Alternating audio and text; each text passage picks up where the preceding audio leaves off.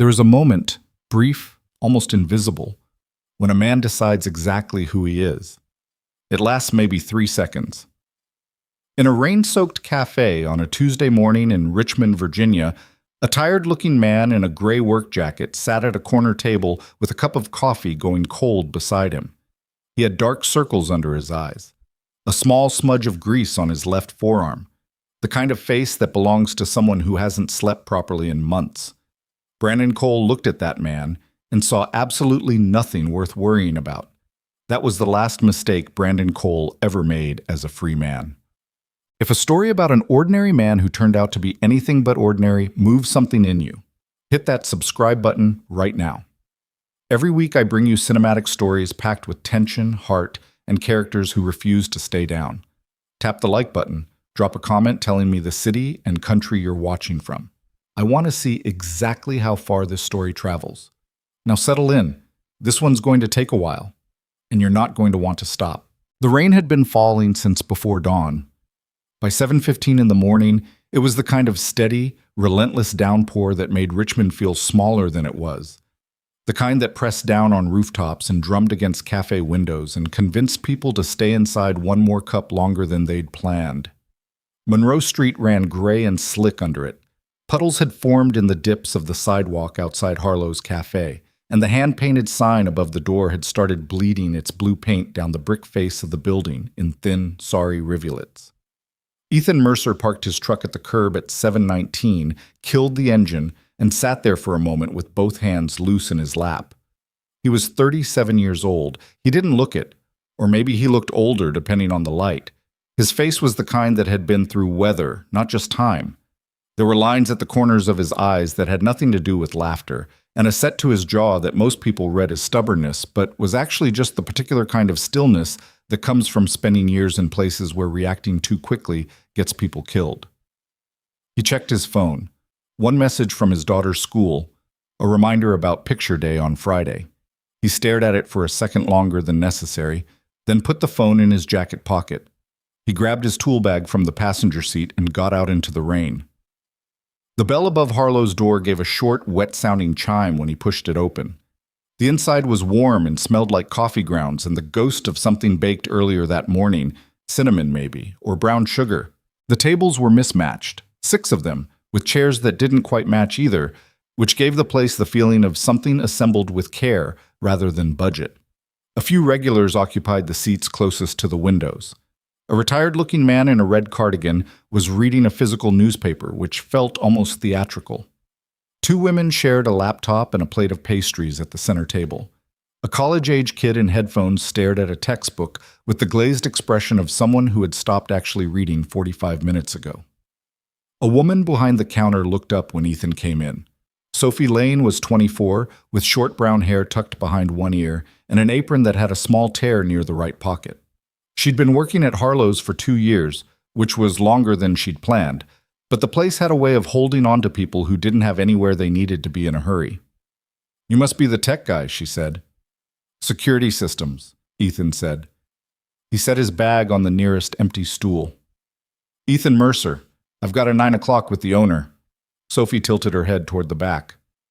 "She's in the office. I'll tell her you're here. You want anything while you wait? Coffee's fresh." "Sure, black's fine." She poured it without fanfare and slid it across the counter, and Ethan wrapped both hands around the mug and let the warmth work into his palms for a moment. He hadn't been sleeping well. He hadn't been sleeping well for the better part of 3 months, ever since his ex-wife's attorney had filed the modified custody request, and the specific brand of exhaustion it produced was the kind that coffee could only half address. He drank it anyway. Victoria Hayes came out of the back office 2 minutes later. She was 30 years old, with the posture of someone who had spent years being the youngest and most competent person in every room she walked into and had eventually just made peace with it. She was dressed practically. Dark slacks, a pale blue shirt with the sleeves rolled to the elbow, reading glasses pushed up on her forehead. She carried a legal pad in one hand and shook Ethan's hand with the other. "Thank you for coming in early," she said. Her voice was direct without being abrupt. "I know it's an inconvenient time." "It's fine. I'll buy you breakfast after we're done." "You don't have to." "I know I don't have to." She said it without breaking stride, already moving toward the back corner of the cafe where a small panel was mounted on the wall behind a piece of framed artwork. The system's back here. It's been giving me problems since I had it installed. The motion sensors on the rear entrance aren't communicating with the main unit, and twice last week I lost the exterior feed entirely. Ethan followed her, crouching to look at the panel when she shifted the artwork aside. He pulled a compact flashlight from his jacket pocket and tilted the beam at the wiring behind the unit. "How long have you owned the place?" he asked. "About 4 months. I bought it from the previous owner. He was ready to close up." Ethan glanced at her. "You run a company." "I do." "And you bought a cafe." Victoria held his gaze without blinking. "I bought it because the previous owner was being extorted and couldn't fight back, and I thought someone should." She said it the way someone might say I turned left because the right lane had construction. Matter of fact, no performance in it. Ethan looked back at the panel. "That's an unusual reason to acquire a small business." "I'm an unusual person." He didn't argue that point. He started working. What Victoria had told him before today, during their 2 brief phone calls, amounted to this. Harlow's Café had been the target of a protection scheme for the past 18 months. The previous owner, a man named Gerald, who had run the place for 11 years, had paid without complaint until the payments became impossible to make, and the business went quietly broke. Victoria had learned about it through a friend of a friend, and had seen it for what it was. A deliberately strangled business that nobody was going to save unless someone with enough capital decided to step in and hold the line. She'd bought the cafe. She'd also, quietly and without announcing it, hired Ethan to assess and overhaul the security setup. She hadn't told Gerald. She hadn't filed any paperwork that connected her name to the address in any easily searchable way. Her ownership was routed through a holding company, perfectly legal, thoroughly boring to look at if you didn't know what you were looking at, and designed specifically to keep her name out of the conversation until she was ready. Ethan had done 2 tours overseas and spent 11 years in naval special warfare before a shattered knee and a marriage that hadn't survived the distance had sent him back to civilian life. He'd built a small security consulting practice out of a converted garage in the Bird Park neighborhood, mostly system installation, sometimes threat assessment for businesses and private clients, occasionally work that sat in a grayer area that he didn't advertise but that certain people knew to ask about. He hadn't done the gray area work since his daughter was born. Lily was 8 years old and had recently lost a front tooth and was deeply invested in a series of illustrated books about a detective rabbit named Barnaby who solved crimes using mostly snacks and lateral thinking. She lived with Ethan 4 days a week under the current custody arrangement, and those 4 days were the clearest, most uncomplicated days in his life. The other 3 were the ones he used to fill with work. He was crouched behind the panel when Sophie brought him a second cup of coffee without being asked. He thanked her, and she lingered for a moment, drying a glass that was already dry. "Has anyone come in asking questions?" she said. "Since the ownership changed, I mean. Men you don't recognize." "Once," Victoria said from the doorway of the office. She was watching Sophie carefully. "About 3 weeks ago. He said he was from the city, checking some licensing paperwork." "He wasn't." Sophie nodded slowly. "There have been a couple guys coming in for coffee the last few weeks who don't really drink it. They sit, they watch, they leave."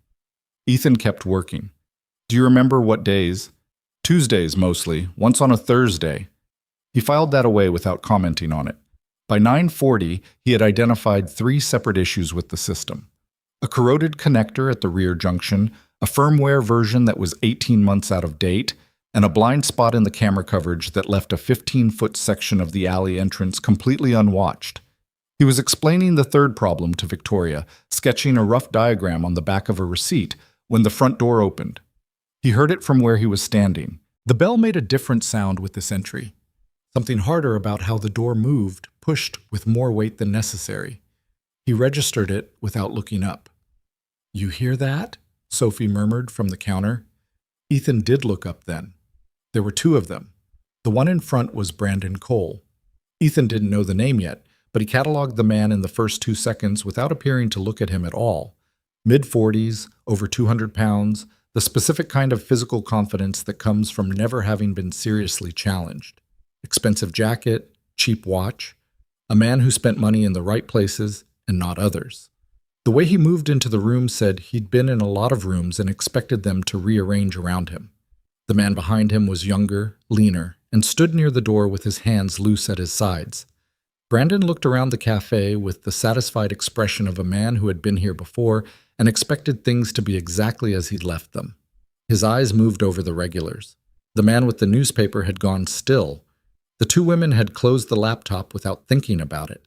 The kid with the headphones had slid them off and now seemed to be trying to become part of the chair, and then landed on Sophie.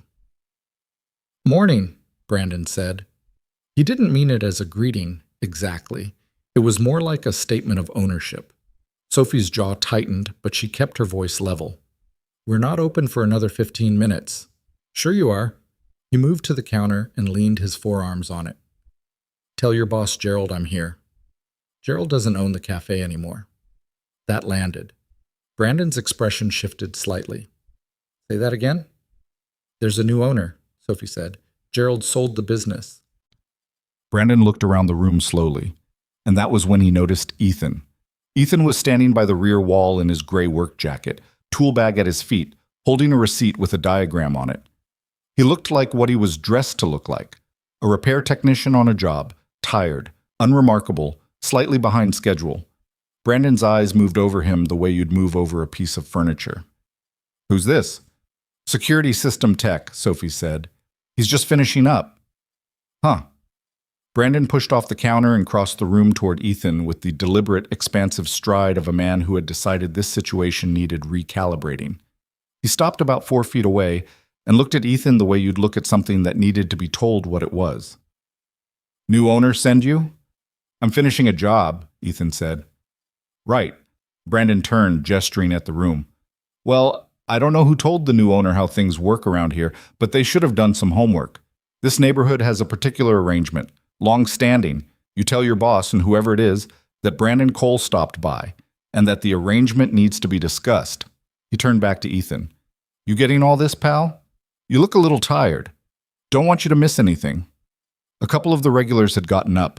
The man with the newspaper folded it carefully, stood, and walked toward the door in the particular way that people walk when they're trying not to attract attention by walking too fast.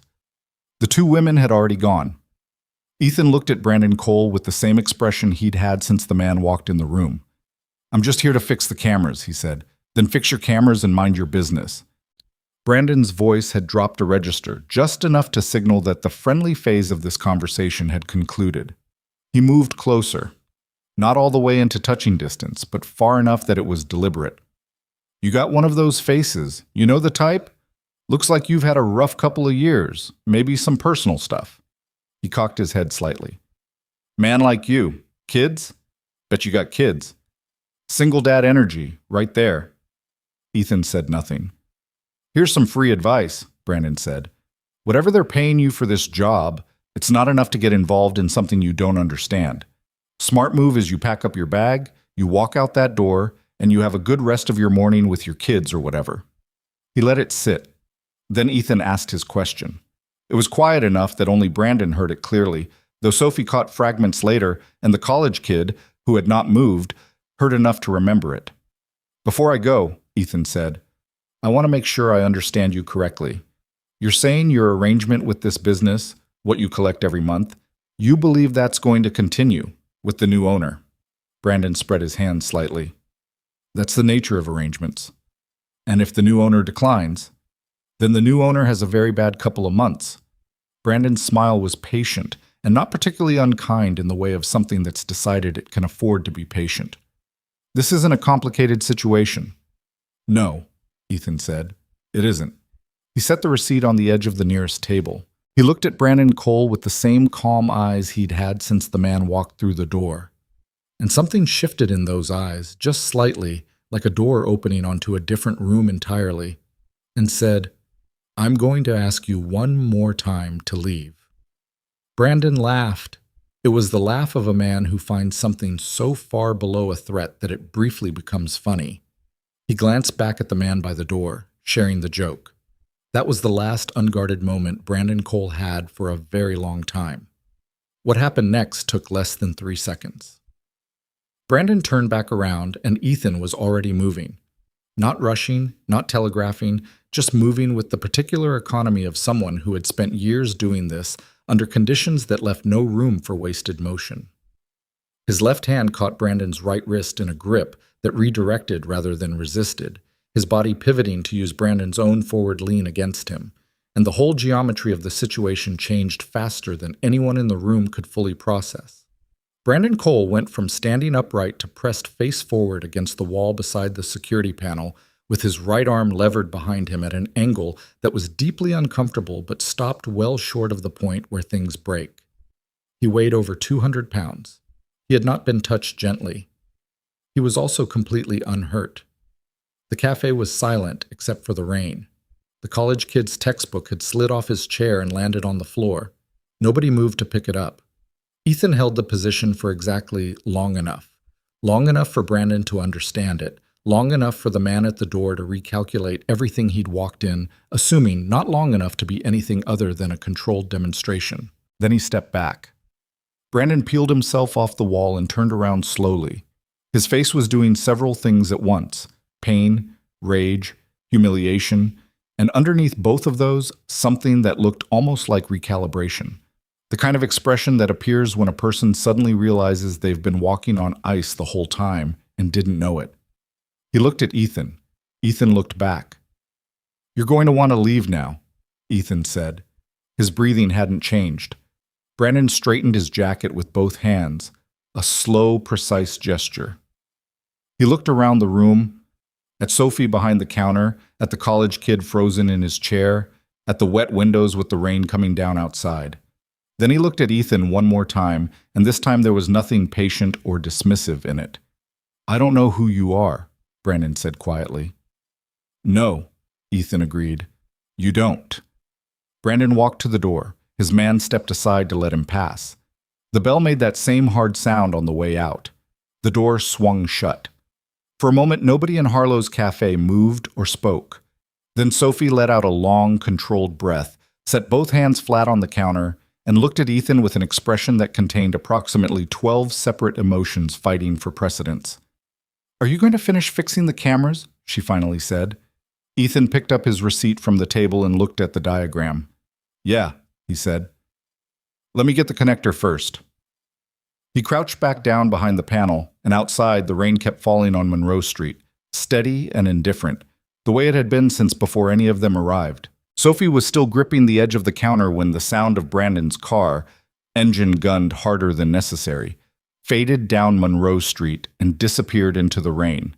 The college kid picked up his textbook from the floor, shoved it in his bag without looking at it, and left without ordering anything or making eye contact with anyone. The man in the red cardigan had never come back. The cafe sat quiet in the way that spaces go quiet after something has moved through them. Not peaceful exactly, but emptied out. Ethan finished reconnecting the rear junction cable and closed the panel cover. He wiped his hands on a rag from his bag and stood up slowly, feeling the familiar dull protest in his right knee that had been there since Kandahar and would probably be there until he died. Victoria Hayes was standing in the doorway of the back office. She hadn't moved during the confrontation, or if she had, she'd moved back before it ended. Her legal pad was still in her hand. She looked at Ethan the way you look at something you thought you understood and have just been corrected about. "You didn't have to do that," she said. "He wasn't leaving." There were other options. There were, Ethan agreed. He started repacking his tool bag. "You want to walk me through which one you had in mind?" Victoria didn't answer right away. She crossed to the counter and poured herself a coffee she probably didn't need, and Sophie slid a mug toward her without being asked because she'd been doing it long enough to know the signs. "You're not just a systems technician," Victoria said. It wasn't a question. Ethan didn't treat it like one. "I was in the Navy for 11 years, he said. SEAL teams. I got out 4 years ago." He zipped the bag. "I do security work now. Systems, mostly. Sometimes other things." "What kind of other things?" "Threat assessment, consultation." He looked at her. "Sometimes I end up in situations like this one." Victoria nodded once, processing that. Did you recognize him? No, but the type, yes. He pulled his jacket back on. He's been doing this a long time. The way he moved in here, he's comfortable with it. It's routine for him, which means there are other businesses, probably a lot of them. Sophie had been quiet through this. Now she said, Gerald used to get sick before Tuesdays, like physically ill. I thought it was stress from the business struggling. I didn't put it together until later. How long have you worked here? Ethan asked. 2 years in March? Did you ever see the payments happen? Sophie hesitated, then shook her head. Gerald handled it in the back. He never talked about it. But you could tell. After whoever came in left, he'd be quiet for the rest of the day. Just quiet in a way that wasn't normal quiet. She looked down at the counter she was wiping. I should have asked him about it. He wouldn't have told you, Ethan said. Not unkindly. Victoria set her mug down. I need to make a call. Ethan, can you stay for a few minutes? He checked his phone. 7:12. He had to pick Lily up from school at 3:15, which meant he had the day, which meant there was no clean reason to say no. Sure, he said. Victoria disappeared into the back office and closed the door, and Ethan sat at the counter while Sophie refilled his coffee without asking, which was becoming a pattern he didn't mind. Are you okay? He asked her. She considered the question longer than most people would. I think so. It happened fast. She looked toward the front door. Is he going to come back? Yes, Ethan said. But not today. Sophie absorbed that with the particular stillness of someone deciding whether honesty is better than reassurance and concluding, reluctantly, that it is. Okay, she said. That's okay. Good to know. She went back to wiping things that were already clean. The call Victoria made lasted 14 minutes. Ethan could hear the cadence of it through the office door without hearing the words. Businesslike, clipped, the kind of conversation where both people already know the landscape and are just updating coordinates.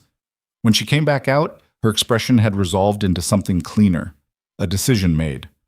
I've had an attorney working on the business registration for about 6 weeks, she said, sitting across from Ethan at the corner table. My ownership is through a holding company. Technically, the cafe operates under a registered management entity that doesn't have my name on it anywhere in the first layer of documents. She laced her fingers together on the table. I've been careful about it. Why? Because I wanted time. She met his eyes. I wanted to document what was happening, build a picture of the operation before anyone knew I was involved. I had a contact at the city who was tracking similar complaints from businesses in the Monroe Street corridor. Nothing actionable yet, but the shape of it was becoming clear. Multiple businesses, consistent payment demands, anyone who pushed back had problems. Licensing violations that appeared out of nowhere. Health department inspections that found issues that hadn't existed the week before. Ethan leaned back in his chair. You were building a case. I was trying to. And now Brandon Cole knows this address has a new owner. Yes. But he doesn't know your name. Not yet. A beat. That changes things. Ethan was quiet for a moment. The rain had eased slightly. It was still coming down, but with less conviction than an hour ago, the kind of downpour that's run out of urgency and is just maintaining itself out of habit. There's something else, Victoria said. She said it carefully. Before you came in this morning, I noticed the rear camera, the one covering the alley entrance, had its indicator light off. I assumed it was the connectivity issue you were here to fix. But when you looked at it earlier, you said the firmware was outdated and the connector was corroded. Right. Could either of those things cause the camera to go offline this morning specifically? Within the last hour, say, before you arrived? Ethan was already thinking about it. The connector maybe, if it was intermittent, but intermittent failure looks different. You'd see the feed cutting in and out, not just off. He watched her face. What are you telling me? I'm telling you the light was on when I unlocked this morning at 6:45. I checked it specifically because I've been checking all of them since I upgraded the system. It was on. She held his gaze. It was off when you got here at 7:19. The quiet between them had a different quality now. Someone turned it off, Ethan said, or triggered a shutdown remotely, or accessed the physical unit. She glanced toward the back hallway. There's a storage room back there. Connects to the alley through a secondary door. I keep the backup documentation for the business in there. Licensing files, the payment records Gerald left. Some correspondence I've collected about the extortion pattern from other business owners who've agreed to talk. You keep evidence in the storage room. I keep documents in the storage room, she said. Whether they constitute evidence is a question for someone with a law degree. She paused. I should check it. They went together, down the short back hallway past the office, to a door that opened onto a room the size of a large walk-in closet. Metal shelving on 2 walls, a small utility sink, boxes of paper supplies and coffee stock, and on the bottom shelf of the left side unit, a locked fire-resistant document box that Victoria had purchased specifically because it looked like something that might contain boring financial records and could not easily be opened without the right key or a significant amount of force. The box was where she'd left it. But the shelf above it, where she'd stacked 4 labeled folders inside a larger manila envelope, had a gap. Victoria stood looking at that gap for a moment. She reached up and moved the boxes on either side, as if the folders might have shifted behind something. They hadn't. Those had names in them, she said quietly. Business owners who spoke to me on the record. Their payment amounts, dates, descriptions of who approached them. She turned. Everything I'd collected that connected the pattern. Ethan looked at the secondary door to the alley. It was closed. He crouched and looked at the lock mechanism, a standard lever handle with a thumb turn on the interior. He took his phone out and turned on the flashlight and looked at the strike plate. There were fresh scratches on the brass around the latch. "Did you lock this when you came in this morning?" he asked. "I always lock it, both doors." "Someone came in from the alley, picked it, or had a key." He stood. "Before 7:19. Probably before 6:45 when you arrived, or you'd have heard them." He looked at her. "They knew what they were looking for. They went straight to that shelf." Victoria's expression didn't collapse. It tightened instead, which told him more about her than any of the previous 40 minutes had. She was the kind of person who got calmer as things got worse, which could be either a strength or a problem, depending on whether it was real calm or the kind that delays the thing you actually needed to feel until it turned into something more corrosive. "I need to call someone," she said. "Before you do that," Ethan said, "you need to think carefully about who you call and what you say. Because right now, from the outside, this morning looks like this. An unidentified man attacked a visitor to this cafe. That visitor's ownership claim on the business is unclear because your registration is layered. There are no functioning cameras on the rear entrance, and the man who was assaulted has connections you don't fully know yet." He said it evenly, not to frighten her. "If you call this in wrong, the story gets told wrong." She looked at him for a long moment. "And who do I call to make sure it gets told right?" He didn't have a clean answer to that. Not yet. What happened over the next 3 hours happened in the particular disjointed procedural way that things happen when law enforcement gets involved in something that isn't neat. A black sedan arrived on Monroe Street at 10:40. Detective Noah Bennett got out of it in the rain, turned his collar up without much conviction, and pushed open the door of Harlow's Café with the expression of someone who had been interrupted during paperwork he hadn't wanted to do anyway. He was 44, with the build of a man who had been athletic in his 30s and was now losing a low-grade argument with desk work and bad cafeteria food. He had good eyes, steady, patient, the kind that cataloged things without announcing it. He and Ethan had crossed paths twice before, in contexts that weren't worth explaining to Victoria in the moment, and they regarded each other the way people do when they share history that's too complicated to summarize. "Mercer," Bennett said. "Detective." Bennett looked around the cafe. Sophie had stayed. The regulars had not come back. Victoria was sitting at the corner table with her hands folded, and her lawyer, who had arrived 20 minutes ago, a compact woman named Dana Cho, who communicated primarily through precise silences, seated beside her. Bennett pulled out a chair and sat across from Victoria without being invited. "Walk me through the morning," he said. Victoria walked him through it. Dana interjected twice, each time briefly, each time to clarify a boundary rather than block a question. Bennett listened without taking notes for the first 6 minutes, then took out a notebook and started writing without explaining why he'd switched approaches. When Victoria got to the part about Brandon Cole, Bennett's pen slowed slightly. Brandon Cole came in personally, he said. Yes. And this man, he glanced at Ethan, physically restrained him. He restrained him briefly and then released him, Dana said. There was no injury. I'm not talking to you right now, Bennett said, not unkindly. That's fine, Dana said, but the characterization matters. Bennett looked at Ethan. You want to tell me what happened from your end? Ethan told him. He kept it short and accurate, which was his preference in most situations that might eventually involve a courtroom. He described the contact, the hold, the release. He said the word restrained twice and did not say attacked at all. Bennett wrote things down. Then he said, Cole's already called it in. The room went still. He filed a complaint? Victoria said. An hour ago. Bennett tapped the pen against his notebook. Assault. Claims an unlicensed security contractor working for an undisclosed ownership entity physically attacked him in a place of business. He let that sit for a moment. He's also claiming you were operating as private muscle for hire without a proper license to perform security work on this site. Ethan kept his face neutral. My license is current, he said. I'm sure it is. That's not actually the problem. Bennett looked at him steadily.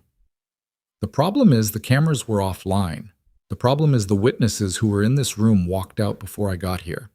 And the problem is that Cole's version of this morning is going to sound like a plausible story to someone who wasn't here, because plausible stories don't require the truth, they just require the absence of contradicting evidence. Sophie said from behind the counter, I was here. Bennett looked at her. And you're an employee of the business, which Cole's attorney will immediately characterize as a conflicted witness. He turned back to the table. I'm not telling you this to be discouraging. I'm telling you because I want you to understand the shape of the problem. Victoria was quiet for a moment. What about the storage room, the break-in? I've got a tech coming to process it. But a break-in through an alley entrance with no exterior camera coverage, no witnesses, nothing taken except paper documents that can't be physically fingerprinted for content. He stopped himself. What was in those files exactly? Victoria looked at Dana. Dana said, We'll provide an itemized account in writing. Bennett looked like he'd expected that answer and wasn't pleased by it and understood why it had been given. Okay, he closed the notebook. Here's where we are. I believe what you've told me. I believe what Ethan did this morning was a reasonable response to an escalating situation. I also believe that Brandon Cole has done this before and will do it again and knows exactly how to use the legal structure against people who try to stop him. He stood. Which means the next move matters. What's the next move? Victoria asked. For now, don't touch the storage room further. Let my tech do the door and the shelf. Get me a list of everything that was in those files, every name, every date, every business. And he looked at Ethan. You need to be very careful for the next little while. Ethan said, Careful how? Careful in the way that a man with a pending custody arrangement cannot afford any additional complications, Bennett said. He said it without inflection. Not as a threat, not as a warning, exactly. More as a fact being passed between people who understood what it meant. The custody case had not come up in any conversation here. Ethan processed that for a beat, then filed it. Bennett had done homework, or Cole had done homework and fed it somewhere, or it was coincidence, which Ethan didn't particularly believe in. Understood, he said. Bennett left. Dana and Victoria moved to the office to start the itemized list. Sophie came around from behind the counter and sat on one of the stools and looked at the front door for a while. He knew about your daughter, she said. He mentioned children in general. He knew. She said it quietly. The way he said it. Single dad energy. That wasn't a guess. Ethan had been thinking the same thing since it happened. He hadn't let himself land on it fully yet, because the landing meant following the logic of it. And the logic of it meant that Brandon Cole had come into Harlow's Café this morning, knowing more about Ethan Mercer than a man running a routine collection should have known. Which meant the visit hadn't been routine. Which meant the confrontation had, in some way or another, been designed. He sat with that while the rain finally quit, leaving Monroe Street clean and gray and quiet in the late morning light. Through the front window, he could see the hand-painted sign still bleeding its blue paint down the brick, slow and deliberate, like something that had been holding on for a long time and had finally just decided to let go a little. He took his phone out and looked at the message from Lily's school again. Picture Day Friday. Please make sure students wear their best.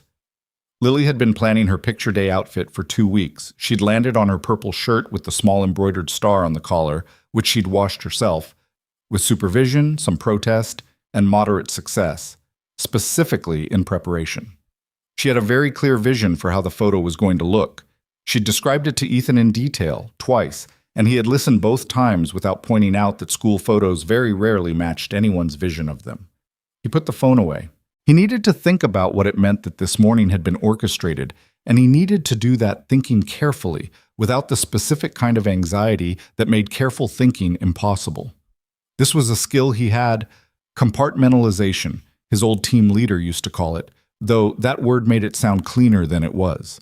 It wasn't clean. It was just a door he could close between one room and another when he needed to, and hold it shut through effort and habit while he worked on the room he was in. He closed the door on Lily and picture day and 3 days a week and the custody filing, and he sat in the room with Brandon Cole and a disabled camera and a scratched strike plate and a shelf with a gap in it, and he started thinking. Brandon had known who Ethan was, or had known enough. That meant someone had told him, or he'd found out, which meant either someone close to this situation had talked, or Cole's operation had more reach into information networks than a straightforward extortion ring should have. The camera going offline before Ethan arrived was too precise to be coincidence.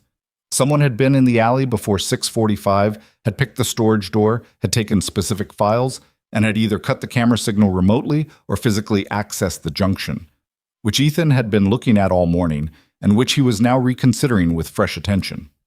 He got up and went back to the rear panel. He opened the cover and looked at the connector again. Looked at it differently this time. Not as a technician diagnosing a malfunction, but as someone reading a crime scene. He got his flashlight out again. The corrosion on the connector was real. It had been developing for weeks, maybe months.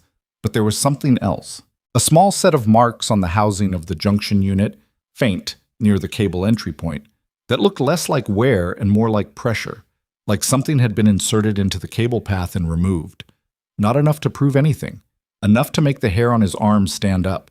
He stood back and thought about the fact that he had spent 2.5 hours in this building today, looking at this security system, and that while he was doing that, Brandon Cole had arrived, identified himself, threatened a protected business, made specific reference to Ethan's domestic situation, filed a legal complaint within the hour, and left the cafe without being seriously harmed in any way that could be demonstrated on a body. And the files were gone. And Sophie was the only witness who'd seen everything from start to finish and hadn't walked out.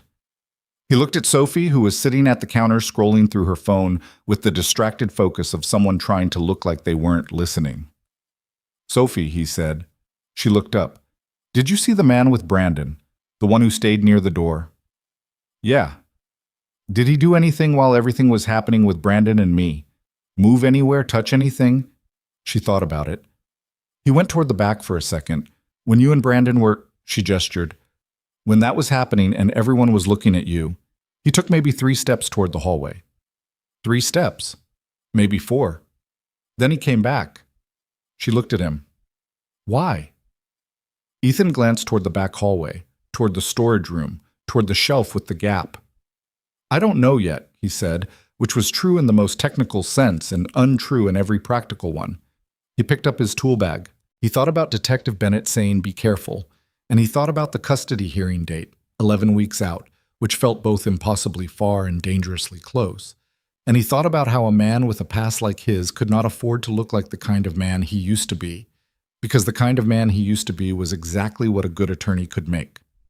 Sound terrifying to a family court judge who'd never spent a day in a situation where being terrifying was the only thing standing between the innocent and the people who preyed on them. He zipped the bag. "Lock up tight tonight," he told Sophie. "Both doors, front and back. If anyone comes in asking questions before you hear from Victoria or from me, don't answer them. Call Bennett." He wrote the detective's direct number on the back of a card and slid it across the counter. "And call me." Sophie looked at the card. "You think this is going to get worse?" "I think today was the opening move," Ethan said. "And I don't think Brandon Cole came in here this morning expecting to get held against a wall, which means he's going home to recalibrate, and a man like that recalibrates fast." He pulled his jacket collar up against the post-rain chill outside. At his truck, before he got in, he stood for a moment in the damp air and looked up and down Monroe Street. Nothing unusual. A delivery van 2 blocks down. A woman walking a dog. The ordinary textures of a Tuesday morning resuming themselves around a space that had briefly stopped being ordinary. He got in, started the engine, and sat there. He pulled out his phone and found the number for his attorney. Not Dana Cho, his own, a patient and methodical man named Gerald Ash, who specialized in family law and had the particular quality of never sounding alarmed even when he clearly was. The call went to voicemail. Ethan waited for the beep. "Gerald, it's Ethan Mercer. I need you to call me back today if you can. Something came up this morning that I want you to know about before it potentially shows up somewhere else." He paused. "Nothing I did wrong. I'd rather you hear it from me first." He hung up. He pulled into traffic. Somewhere on the other side of the city, a man named Brandon Cole was sitting with a phone to his ear and a cold expression and a plan that had just been partially disrupted but not abandoned, because men like Brandon Cole didn't abandon plans. They adjusted them. They found new angles. They turned inconveniences into leverage and leverage into control. And they were very, very good at identifying the thing a person cared about most and building a problem around it. Ethan drove.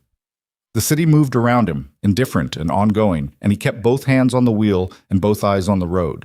And in the back of his mind, in the room he hadn't closed the door on yet, he thought about a purple shirt with a small embroidered star and a little girl who had washed it herself and was already planning exactly how she was going to smile. Gerald Ash called back at 2:17 in the afternoon, which was 43 minutes before Ethan had to leave to pick up Lily.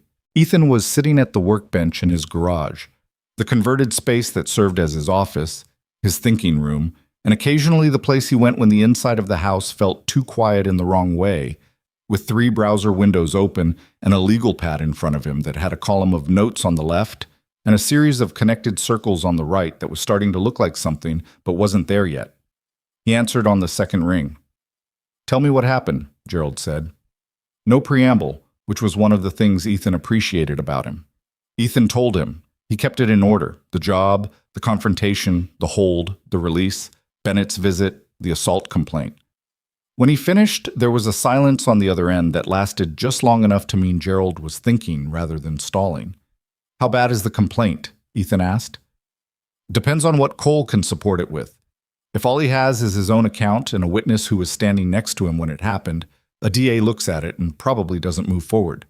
The restraint you're describing is well within what a reasonable response to a threatening situation looks like."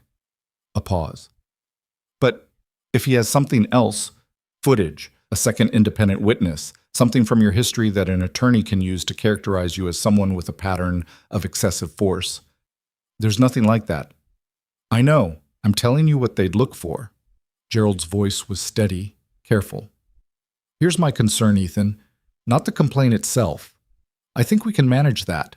My concern is timing. This complaint lands 11 weeks before the custody hearing. That's not an accident." "No," Ethan said, "it's not. Which means someone is building towards something. You showing up in a police report as the subject of an assault complaint, even one that goes nowhere, gives Carol's attorney material. They don't have to prove anything. They just have to introduce the existence of the complaint into the hearing record and let the judge draw her own picture." Carol was Ethan's ex-wife. Her attorney was a sharp, unhurried man named Patrick Farrell, who had been practicing family law for 22 years and had the specific skill of making reasonable people sound like calculated risks. Ethan had watched him work in a preliminary hearing 4 months ago and had spent the drive home reminding himself that the anger he felt was not useful.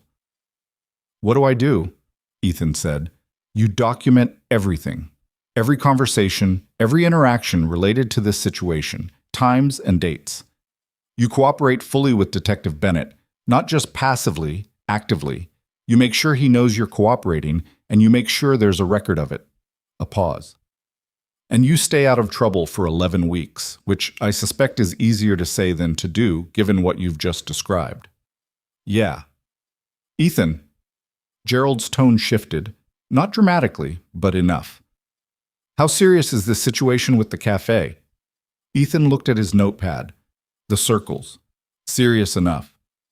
Can you walk away from it? He didn't answer right away. I'll take that as a no, Gerald said. Then be careful. And call me if anything changes. He picked up Lily at 3:17, 2 minutes late, which Lily noted without much grievance because she was in the middle of describing a disagreement she'd had with her best friend Maya about whether Barnaby the detective rabbit would be better at solving crimes if he had a sidekick, and the conversation required her full attention and most of Ethan's. I think sidekicks are good, Lily said, climbing into the truck with her backpack listing to one side the way it always did, because she refused to use both shoulder straps. But Maya says sidekicks slow you down because you have to keep explaining things to them. But that's the point. When you explain things out loud, you figure out what you're missing. That's actually a real investigative technique, Ethan said. Lily looked at him. I know. That's what I told Maya.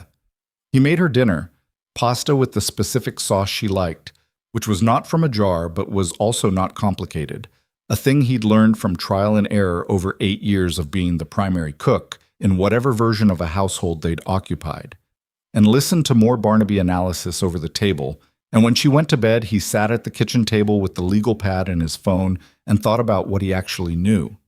The files stolen from Harlow's storage room contained names and accounts from other businesses in the Monroe Street corridor. That meant Cole's operation was documented, or had been documented, until someone walked off with the documentation. The question was whether copies existed anywhere, and whether the people named in those files knew their accounts had just been taken by the people who'd been extorting them. He also kept returning to what Sophie had said. He took maybe 3 steps toward the hallway. While the confrontation between Ethan and Brandon was happening, while every person in that cafe was watching the gravity-defying spectacle of a quiet technician folding a 200-pound man against a wall, Cole's associate had moved toward the storage room. Had he planted something, taken something additional? Or had the storage room entry already been completed before 7:19, and the movement was something else entirely? Ethan wrote, 2 separate incidents or one operation with 2 phases? He circled it. He slept poorly, which was not unusual, and was up at 5:30 making coffee when his phone buzzed with a message from a number he didn't recognize. This is Sophie. I got your number from Victoria. Sorry to text early. Something happened this morning, and I didn't know who else to call.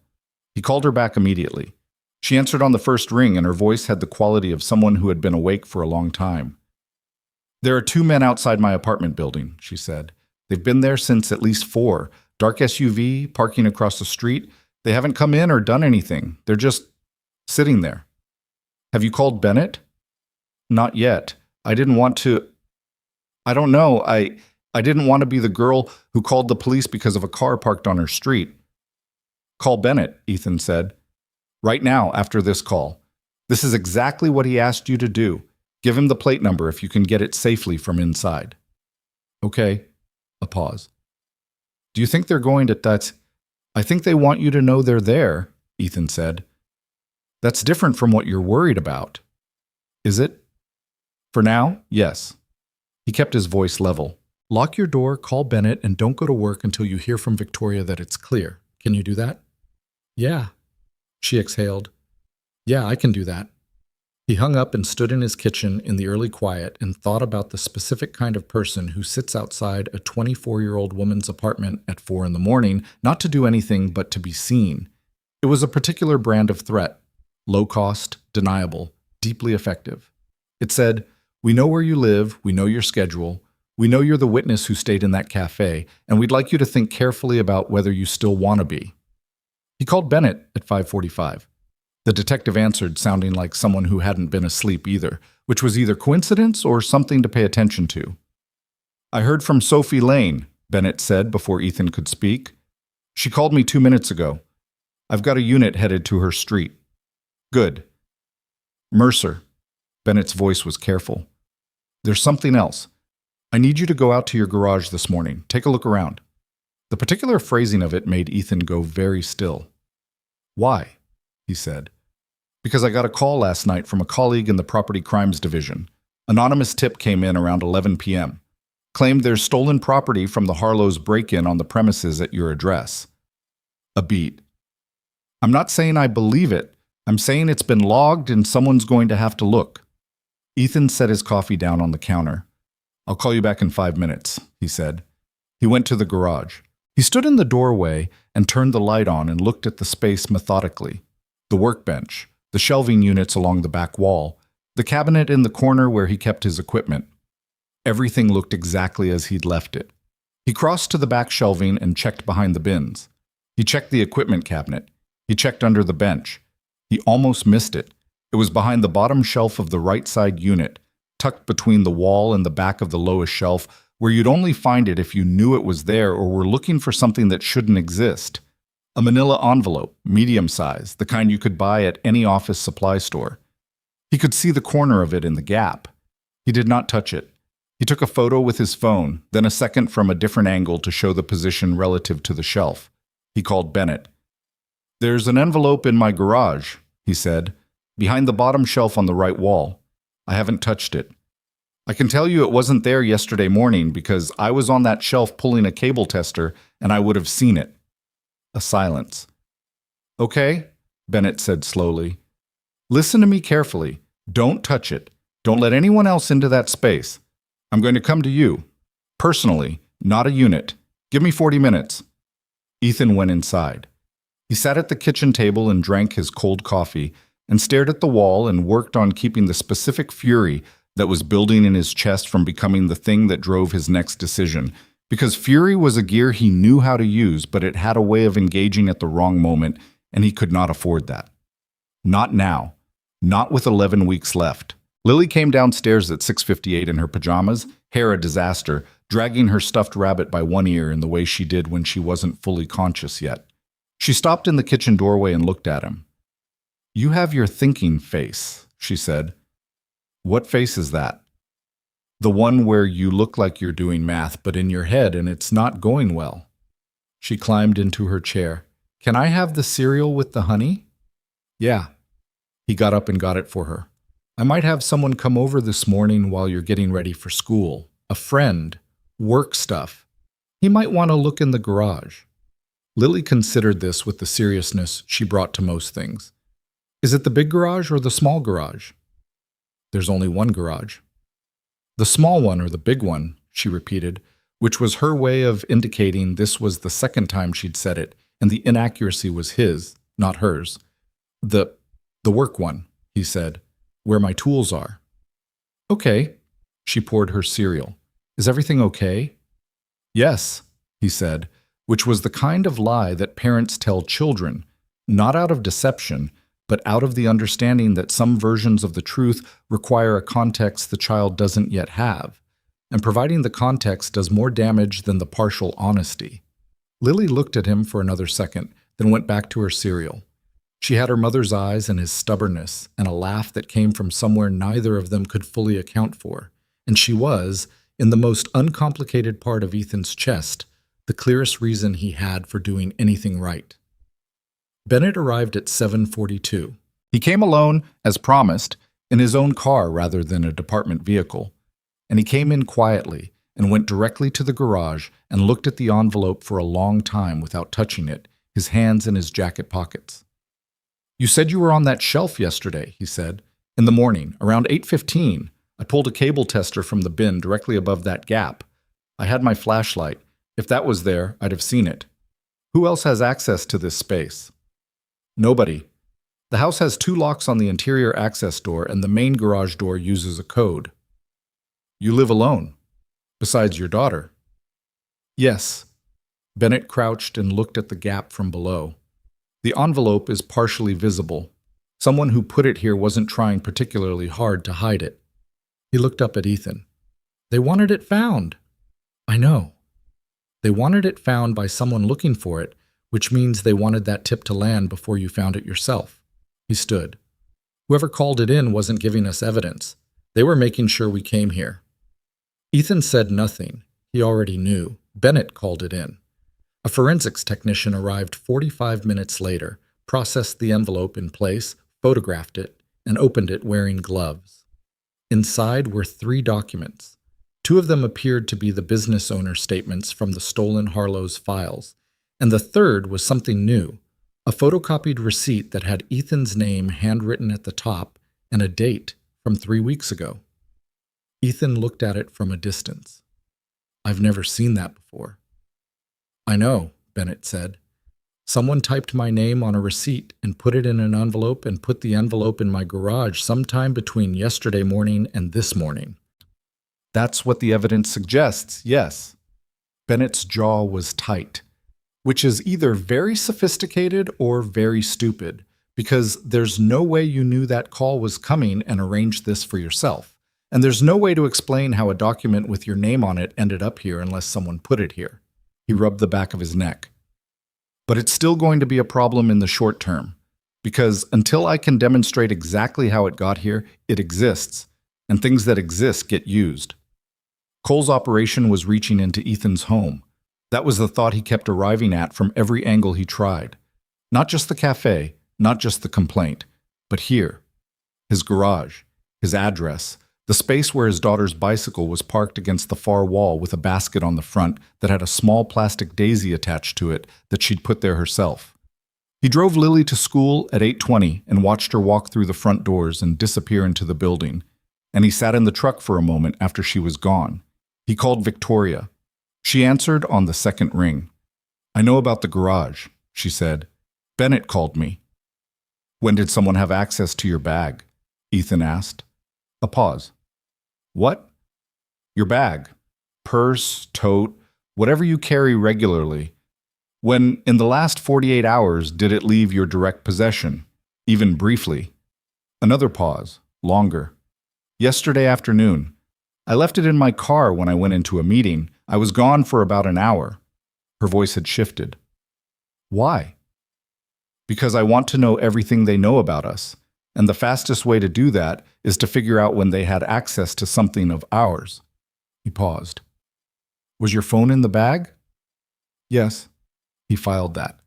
I need to talk to you in person. Not at the cafe, somewhere neutral. Can you do lunch? 12:30. There's a place on Carey Street called the Foxhall Diner. I know the owner. I'll be there. Before he left the house, he spent 20 minutes going through the rest of the garage methodically. Not frantic, careful, checking every shelf, every bin, every corner he hadn't already checked that morning. He found nothing else. He also found the place where the intruder had entered, which wasn't the main door but the side window, a fixed unit that should not have opened and had been made to open through the careful removal of 2 screws from the interior frame track. Work that had been done quietly and precisely and reversed well enough that you'd miss it unless you were looking. Someone had been in his space, in his home's perimeter. They'd been careful and competent, and that told him more about the kind of operation Brandon Cole was running than any conversation had. He met Victoria at the Foxhall Diner, and they sat in a corner booth and talked for an hour and 40 minutes, and by the end of it, the picture that had been forming in circles on his legal pad had become something more coherent. Victoria, over the past 4 months, had been collecting testimonies from 12 separate business owners on the Monroe Street corridor and 2 adjacent streets. Of those 12, 9 had agreed to be named. The 3 files missing from Harlow's storage room had contained 6 of those 9 names, along with payment records and dates.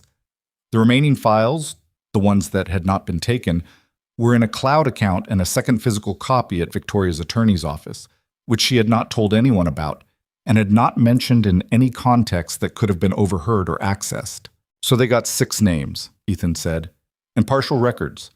Enough to identify who'd been cooperating with me, not enough to see the whole pattern. They may not have wanted the whole pattern. They wanted to know who to scare. Victoria wrapped both hands around her coffee mug.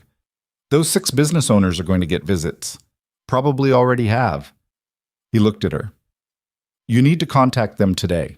Not by phone if you can avoid it, in person, or through Dana if they have an existing relationship with her. They need to know what was taken, and they need to know that the investigation is still active. Victoria nodded. She looked tired. Not the tired of someone who hadn't slept, but the tired of someone who has been carrying something heavy for longer than they let on. I need to ask you something, she said. Go ahead. When Bennett asked you to be careful about the custody situation, you didn't react. Most people would have reacted to that. Surprise, anger, something. She studied him. You'd already figured out that Cole knew about it. In the cafe, Ethan said. What he said. It wasn't a general guess. So he knew who you were before he walked in. Yes. Victoria set her mug down. Then everything that happened yesterday, the confrontation, the complaint, the envelope in your garage, it was a sequence. It was designed. To make me look dangerous in a legal context, Ethan said, right before a custody hearing. He did his homework on you. Or someone did it for him. He looked out the window at Carey Street, foot traffic, noon-hour people moving between lunch places. Cole's been running this operation for a long time. He has connections, people who can pull background on someone fast, people inside systems, the camera going down before I arrived, the storage entry, the planted envelope, the anonymous tip. None of that is amateur work. Victoria was quiet. There's something else I've been thinking about, Ethan said. The morning, the timing of when Cole walked in. He looked back at her. I was booked for 9 o'clock. You and I spoke twice by phone in the week before, both from my regular number. She got there before he finished. You think my phone was compromised? I think the hour window between when you arrived and when I got there is a very convenient time to access a storage room and disable a camera and be gone. And I think the only people who knew I was coming at 9 o'clock were you, me, and anyone who had access to those calls. Victoria sat very still. Then she reached into her bag, took out her phone, and placed it on the table between them, face down. What do I do with it? Leave it with Dana. Tell her not to use it and not to let it near sensitive conversations until you can get it checked. He paused. Use a burner for the next few days. I know that sounds... It doesn't sound like anything, Victoria said. It sounds like what the situation requires. He found himself looking at her and thinking that she was exactly the kind of person who made this kind of situation more complicated because she was competent enough to stay in it and stubborn enough not to leave. And those were qualities he respected and was also slightly worried about. They paid for lunch and walked out onto Carey Street in the pale afternoon sun. The rain was gone now, completely, leaving the city looking slightly scrubbed. And Ethan's phone buzzed. Bennett. He answered. We have a problem, Bennett said. Sophie Lane missed her shift at Harlow's this morning, which you already knew about because of the car outside her building. My unit drove by her apartment at 8:30, the SUV was gone, and we knocked on her door. A pause. She's not there, Mercer. Her neighbor heard her leaving around 7:15. Nobody's seen her since. Ethan stopped walking. Victoria stopped a half step later and looked at him. She's not answering her phone, he said. Go straight to voicemail. We've tried 6 times. Bennett's voice was flat in the way that meant he was working to keep it flat. Her car is still in the building lot. She doesn't have anywhere she would go on foot at 7:15 in the morning that isn't the cafe, and she wasn't at the cafe. The SUV had been outside Sophie's building since 4 in the morning. The unit drove by at 8:30, and it was gone. Sophie had left on foot at 7:15, which was an hour before the police unit arrived, and she'd left in the direction of somewhere that wasn't the cafe, and she didn't have her car, or she hadn't left voluntarily. I'm going to come to you, Ethan said. Where are you? Precinct. But listen. Bennett lowered his voice slightly. I need you to come in the right way. Not like someone running a parallel investigation. In the door, on the record. You talk to me, you share what you know, we work from there. If you go sideways on this, you hand Cole's attorney exactly what they need. I understand. Do you? Because I know how you think. I know what your instinct is right now. Ethan looked down the street. The afternoon was clear and ordinary. People moving through it without knowing that somewhere in this city, a 24-year-old woman who wiped already clean counters when she was nervous and had spent 2 years making coffee for a man who was too scared to ask for help was not where she was supposed to be and couldn't be reached. I'll come in, he said. 20 minutes. He hung up and looked at Victoria. Her face said she'd heard enough from his side to understand. Sophie, she said. She's gone. Not answering her phone. Bennett's working it. He turned toward where his truck was parked. I need you to get to Dana's office and stay there. Don't go back to the cafe alone. Don't go home. Don't make calls on that phone. Ethan. Her voice was level, but something underneath it wasn't. What are they doing? They're removing the pieces, he said. The files are gone. Now the witness who watched Cole's associate moved toward the hallway. He met her eyes. You need to be somewhere safe while I figure out where Sophie is. Victoria nodded. No argument, no performance about being fine on her own. She made a single call on her compromised phone. To Dana, one sentence. I'm coming to your office. I'll explain when I arrive. And then she walked to her own car and got in, and Ethan watched her pull into traffic before he got into his truck. He drove to the precinct with both hands on the wheel and his mind running clean and cold through everything he knew, laying it out in the same order his team leader had taught him years ago. Facts first, inferences second, actions third. Facts. Sophie was gone. The files were gone. The envelope had been planted. The camera had been disabled from the outside. Cole had known Ethan's name, his situation, his custody case before the confrontation. Inferences. Cole had access to personal information through compromised communication or an inside source. The operation was organized beyond a street-level extortion ring. Sophie had been taken or had run, and running didn't explain the car still in the lot. Actions. Cooperate with Bennett. Provide everything. And think, carefully, patiently, the way a man trained to operate in conditions where panic was a liability, about what the tire tracks in the alley behind Harlow's looked like, and what the width between them suggested about the size of the vehicle, and what an SUV parked outside an apartment building from 4 in the morning might mean about how long they'd been watching before they decided to move. He pulled into the precinct lot and sat for a moment. Sophie Lane had told him 2 things that mattered. 1, that she had watched Cole's associate move toward the back hallway during the confrontation. And 2, that she'd been working at Harlow's for 2 years and had watched Gerald get sick before Tuesdays. She was the thread. She had always been the thread. He got out of the truck and went inside to find her. Bennett was waiting for him in the hallway outside the detective division, not at his desk, which meant he'd been watching for Ethan's arrival and had wanted to talk before anything went on record. That alone told Ethan something. "Walk with me," Bennett said, and turned without waiting.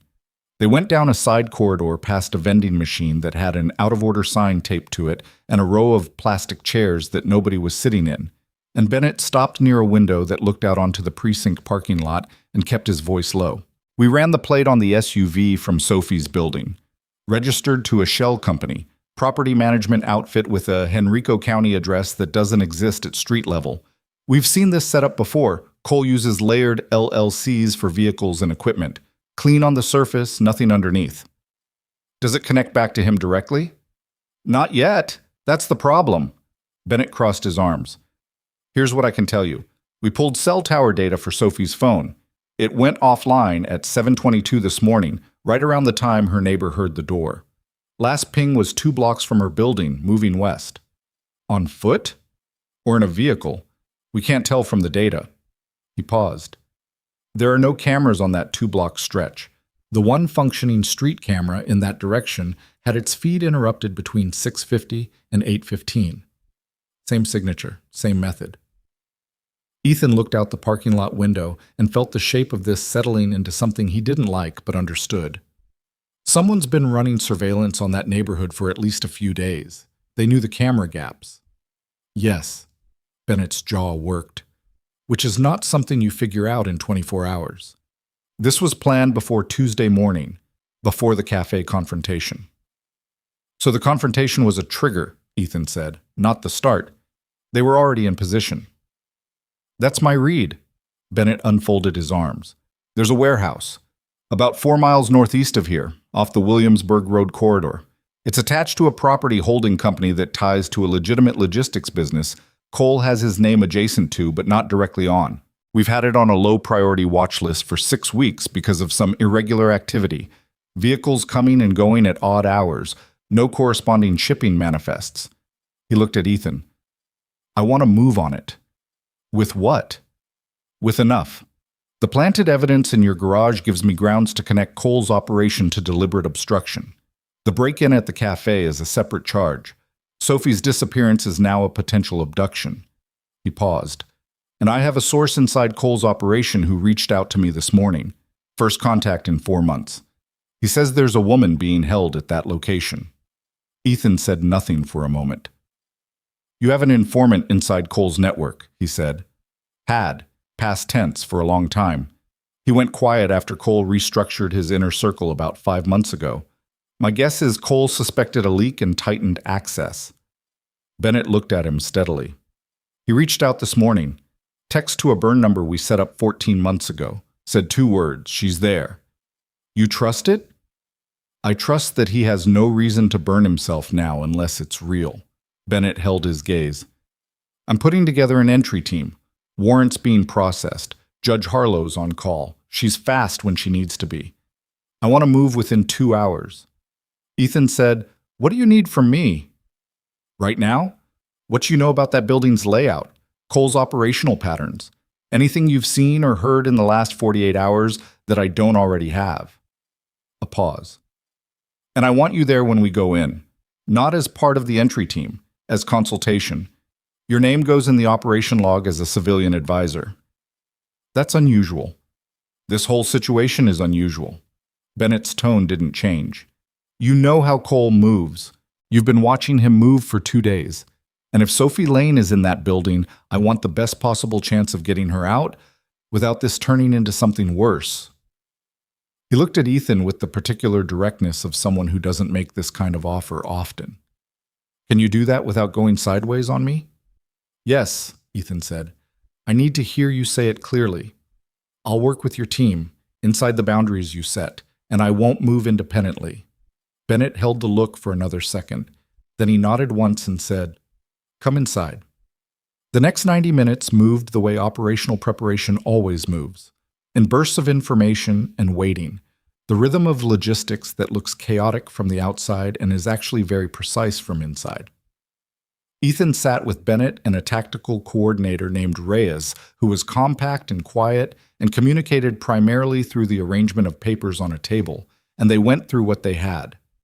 The warehouse was a converted freight facility, roughly 12,000 square feet, single-story, loading dock on the east side, 3 entry points identified through aerial imagery, the main roll-up on the east, a personnel door on the north face, and a fire exit on the south end that satellite imagery showed had been blocked with equipment at some point in the last month. 2 visible exterior cameras covering the east approach. Unknown coverage elsewhere. Ethan looked at the aerial image and thought about everything he'd observed in 48 hours. The way Cole's people had worked the café. Methodical, layered, no wasted motion. The way the storage entry and the camera disable had happened simultaneously, or near simultaneously. These were people who planned in overlapping contingencies, which meant the warehouse would not be simple. Secondary exit, he said, tapping the south end of the image. The blocked fire door. I'd want to know if it's blocked from the inside or the outside. If they've cleared it internally and left debris on the outside to make it look blocked on imagery, that's an escape route. Reyes made a note. If Sophie is being held there, she's a controlled variable to them, Ethan said. Cole is using her to manage the witness situation. As long as the case doesn't move forward, she's leverage. The moment it moves forward, he didn't finish the sentence. Which is why we moved today, Bennett said. The warrant came through at 1:58. The team staged 2 miles from the warehouse at 2:30. Ethan rode with Bennett in the detective's sedan behind the tactical unit's vehicles, and neither of them said much during the drive. The afternoon had clouded over again without committing to rain, that particular gray-white Virginia sky that can't make up its mind, and the Williamsburg Road corridor looked the way light industrial zones always look in the afternoon. Functional, indifferent, the kind of place where you could hide something because nothing around it is paying attention. The warehouse sat behind a chain-link perimeter with a sliding vehicle gate that was currently closed.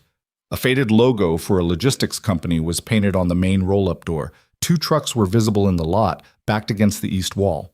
Reyes' team went in fast. Ethan stayed with Bennett at the perimeter in the initial approach, which was what he'd agreed to, and he kept that agreement for the first 4 minutes while the entry team cleared the east entrance and pushed inside, and then Bennett's radio came alive with overlapping voices and the specific quality of confusion that means the situation has changed faster than the plan accounted for.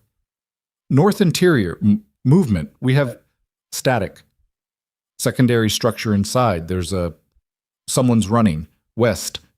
Bennett was already moving toward the personnel door on the north face, and Ethan was moving with him, not ahead, alongside, because alongside was still inside the agreement, and the radio was still talking, and somewhere in that building was a 24-year-old woman who hadn't done anything except stay in a cafe when she should have left. The personnel door was unlocked. They went through into a space that smelled like diesel and old concrete, A large open floor with structural columns at intervals and stacked equipment along the walls. Old shelving units, pallet jacks, things that had accumulated in the way things do in spaces that are nominally in use but not really.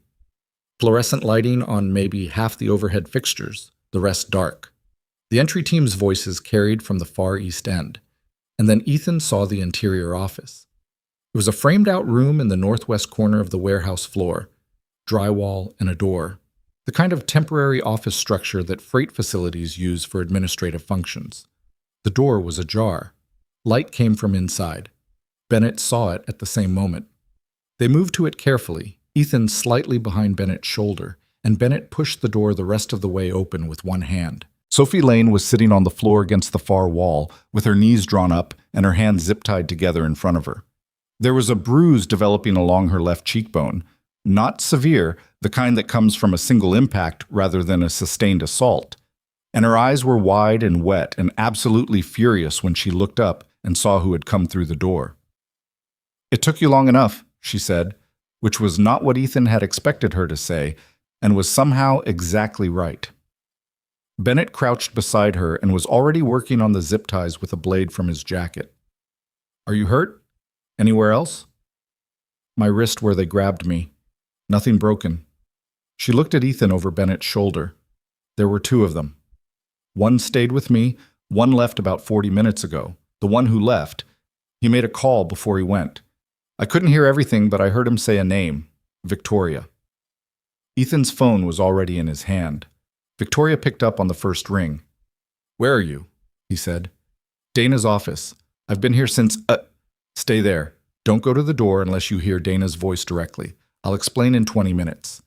He hung up before she could respond. Around him, the warehouse was filling with the controlled noise of a cleared scene, tactical voices, the creak of the roll-up door going up, radio communication between units. Reyes appeared at the office doorway and took in the situation with quick eyes. "We have one in custody at the east end," she said. "The second made it to the south exit. It wasn't blocked from the inside, you were right about that. But we had a unit waiting on the perimeter road." She looked at Sophie. "Ambulance is 2 minutes out." "I don't need an ambulance," Sophie said. "You're getting checked out anyway," Bennett said, in the tone of someone who has finished negotiating about this.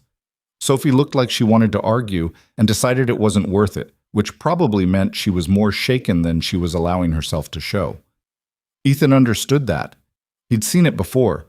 The way people hold themselves together through something and then let the tremor out sideways, aimed at small logistics like ambulances and blankets, because the actual thing is too large to argue with directly.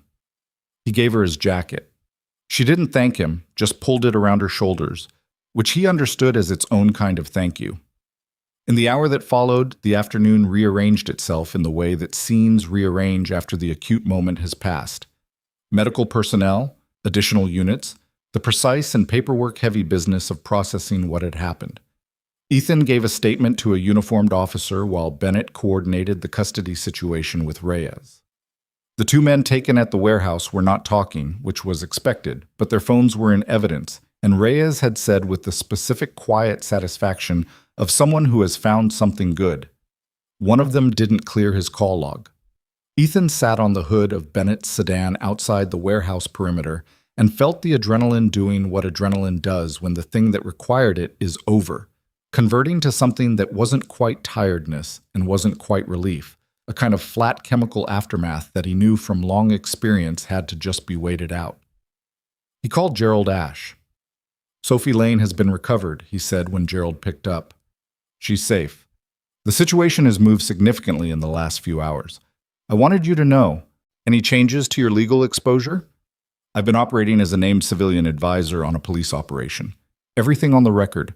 Bennett has been careful about it." "Good. That's good." A pause. "You sound like you're sitting outside something." "A warehouse." Gerald was quiet for a moment. "Are you all right?" Ethan thought about it. "I will be." He drove to Dana Cho's office, which was a 20-minute drive during which he processed the operational details into sequence. What they had, what it meant, what came next. The planted evidence in the garage. The compromised phone. Sophie's abduction. The warehouse. Cole's people in custody with a call log that hadn't been cleared. The shape of it was becoming complete. But Brandon Cole himself was not in custody. He hadn't been at the warehouse. He was somewhere in Richmond, in the early evening, with the knowledge that his operation had just been struck. Ethan knew what that meant. Cornered, Cole would not go quiet. He would move toward the thing he believed he still controlled, the thing he thought gave him the most leverage, which brought him back to a thought he'd been turning over for 2 days. Cole had orchestrated this entire sequence because he believed a single father with a custody case would eventually fold, would stop pressing, would calculate that the cost of fighting was too high. He had built his whole strategy on the idea that Ethan had something to lose. He wasn't wrong about that. He just misread what Ethan would do about it. Victoria was in Dana's conference room when he arrived, sitting across from Dana with a yellow legal pad between them that had a lot of handwriting on it. She stood when Ethan came in. "Sophie?" she said first. "Safe. Bruised, but okay. She's with Bennett." Victoria exhaled. Long, controlled. The same kind of breath she'd let out in the cafe 2 days ago, when everything had resolved into something manageable. "And the men from the warehouse?" "In custody. One of them had a call log that connects back through numbers Bennett's team can work with." He pulled out a chair and sat. "Cole isn't in custody." "I know." Victoria's voice was steady, but there was something beneath it. Not fear exactly, but the particular alertness of someone who understands that the threat hasn't resolved, it's changed shape. "He called me." The room went quiet. "When?" Ethan said. 40 minutes ago. On my phone. The compromised one. I didn't answer, but he left a voicemail." She looked at Dana. "We didn't delete it." Ethan looked at Dana, who had already taken the phone out of a document sleeve and placed it on the table. "I want Bennett to hear this before we do anything with it," Ethan said. "Agreed," Dana said. Bennett arrived at Dana's office 22 minutes later with a digital recorder and a technician who transferred the voicemail from Victoria's phone to the department system in under 4 minutes. Cole's voice was calm on the recording, unrushed. He sounded like a man who believed the architecture of a situation was still in his favor regardless of recent complications. "Ms. Hayes, I think it's time we spoke directly. You've been careful about your name, and I respect that. But careful has limits. You've been building something for 4 months. I know about most of it. Here's what I'm offering. You walk away from the cafe, from the documentation, from all of it. Sign it back through your holding company to a buyer I designate, at a price we agree on. Mercer steps back from whatever role you've given him, and we all continue our lives without the next few months being difficult." A pause. "If that doesn't appeal to you, the alternative is that the custody matter gets complicated further. I have documentation, I want to be straightforward about this, that Ethan Mercer was operating as unregistered private security personnel at your location, which constitutes unlicensed contracting under Virginia Code. That lands differently in a family court context than it does anywhere else." Another pause, shorter. "Think it over. I'll call again tomorrow morning." The recording ended. The room was quiet for a moment. "He doesn't know about the warehouse yet," Bennett said. "He will soon," Ethan said, "when he can't reach his people." "Which means the window on this offer," Bennett looked at Victoria, "is very short. By morning, he'll know his operation has been struck and he'll recalibrate." "He said he has documentation about Ethan's role," Victoria said. "Is that real?" "He could construct something that looks real," Bennett said. "Whether it would survive scrutiny is a different question." He looked at Ethan. "The unlicensed contracting claim, your license covers the scope of what you were doing at the cafe?" "My security consulting license covers system installation, assessment, and on-site security consultation. What I did Tuesday morning was respond to a physical threat in a space where I was legally present and employed. I've talked to Gerald Ash about it. The licensing argument doesn't have legs." "In a court of law, no," Bennett said. "In a family court hearing with a motivated opposing attorney introducing the existence of an ongoing complaint, it's noise," Ethan said. "Gerald knows it's noise. He can manage it." He said it with more certainty than he fully felt, which was a choice, not a deception. The distinction mattered to him. Bennett set both hands flat on the conference table. "Here's what I want to do. I want to use Cole's own call against him. He left this voicemail on a phone we believe to be compromised, meaning he called a line he had access to on a device he may believe is still unsurveyed, which means he may not realize this call just went into our evidence chain. He looked at the technician. Can we establish a digital chain of custody that demonstrates this voicemail constitutes attempted witness, intimidation, and obstruction? Yes, the technician said without elaboration. Then that's what we do. Bennett straightened. And I want to find Cole tonight, before he finds out about the warehouse, because the conversation he has with me in the next 2 hours is going to be very different from any conversation he has with me tomorrow. Ethan looked at Victoria. She had the legal pad in front of her, and she was looking at it rather than at the room, and he understood that she was doing the same thing he did sometimes, separating the emotional content from the operational content, running them in different tracks so neither collapsed the other. Victoria, he said. She looked up. The cafe and everything you built, none of that is going away. Whatever he's threatening, the documentation is intact, the witness is recovered, and his operation took a significant hit tonight. She held his gaze for a moment. I know, she said.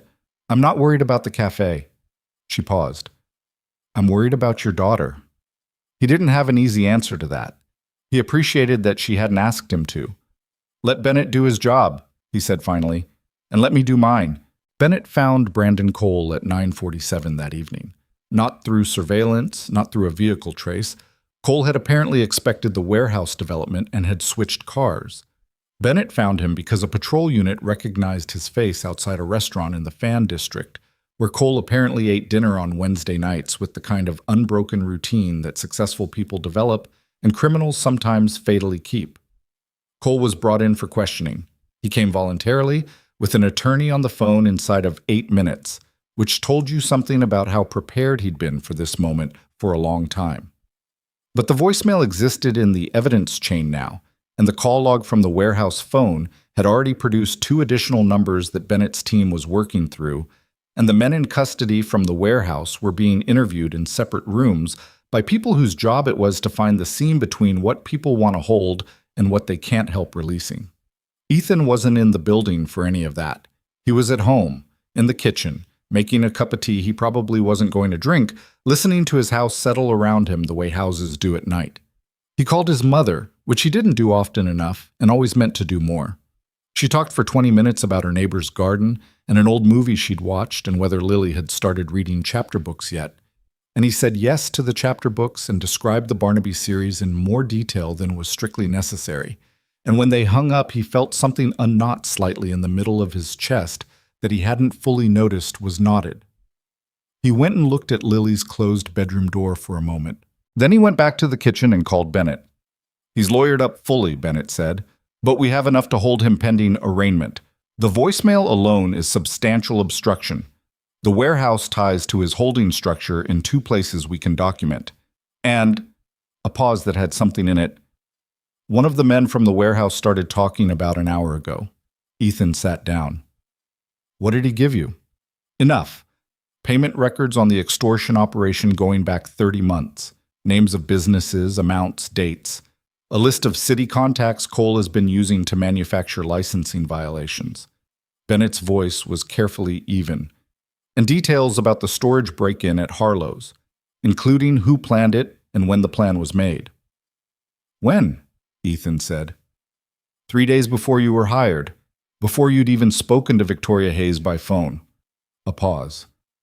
They identified you when she started making calls to security consultants. They pulled your background before she called you. The confrontation Tuesday morning wasn't improvised, Mercer. It was built.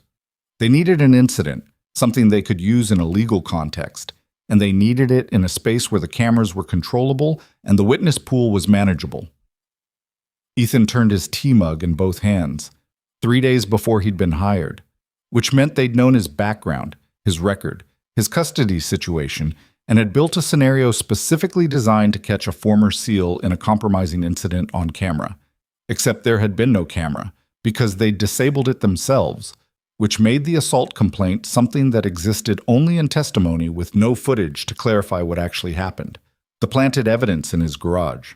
The attack on his credibility in the custody context. It was clean, it was sophisticated, it was the kind of operation a man ran when he was used to winning against people who had more right to win than resources to do it with.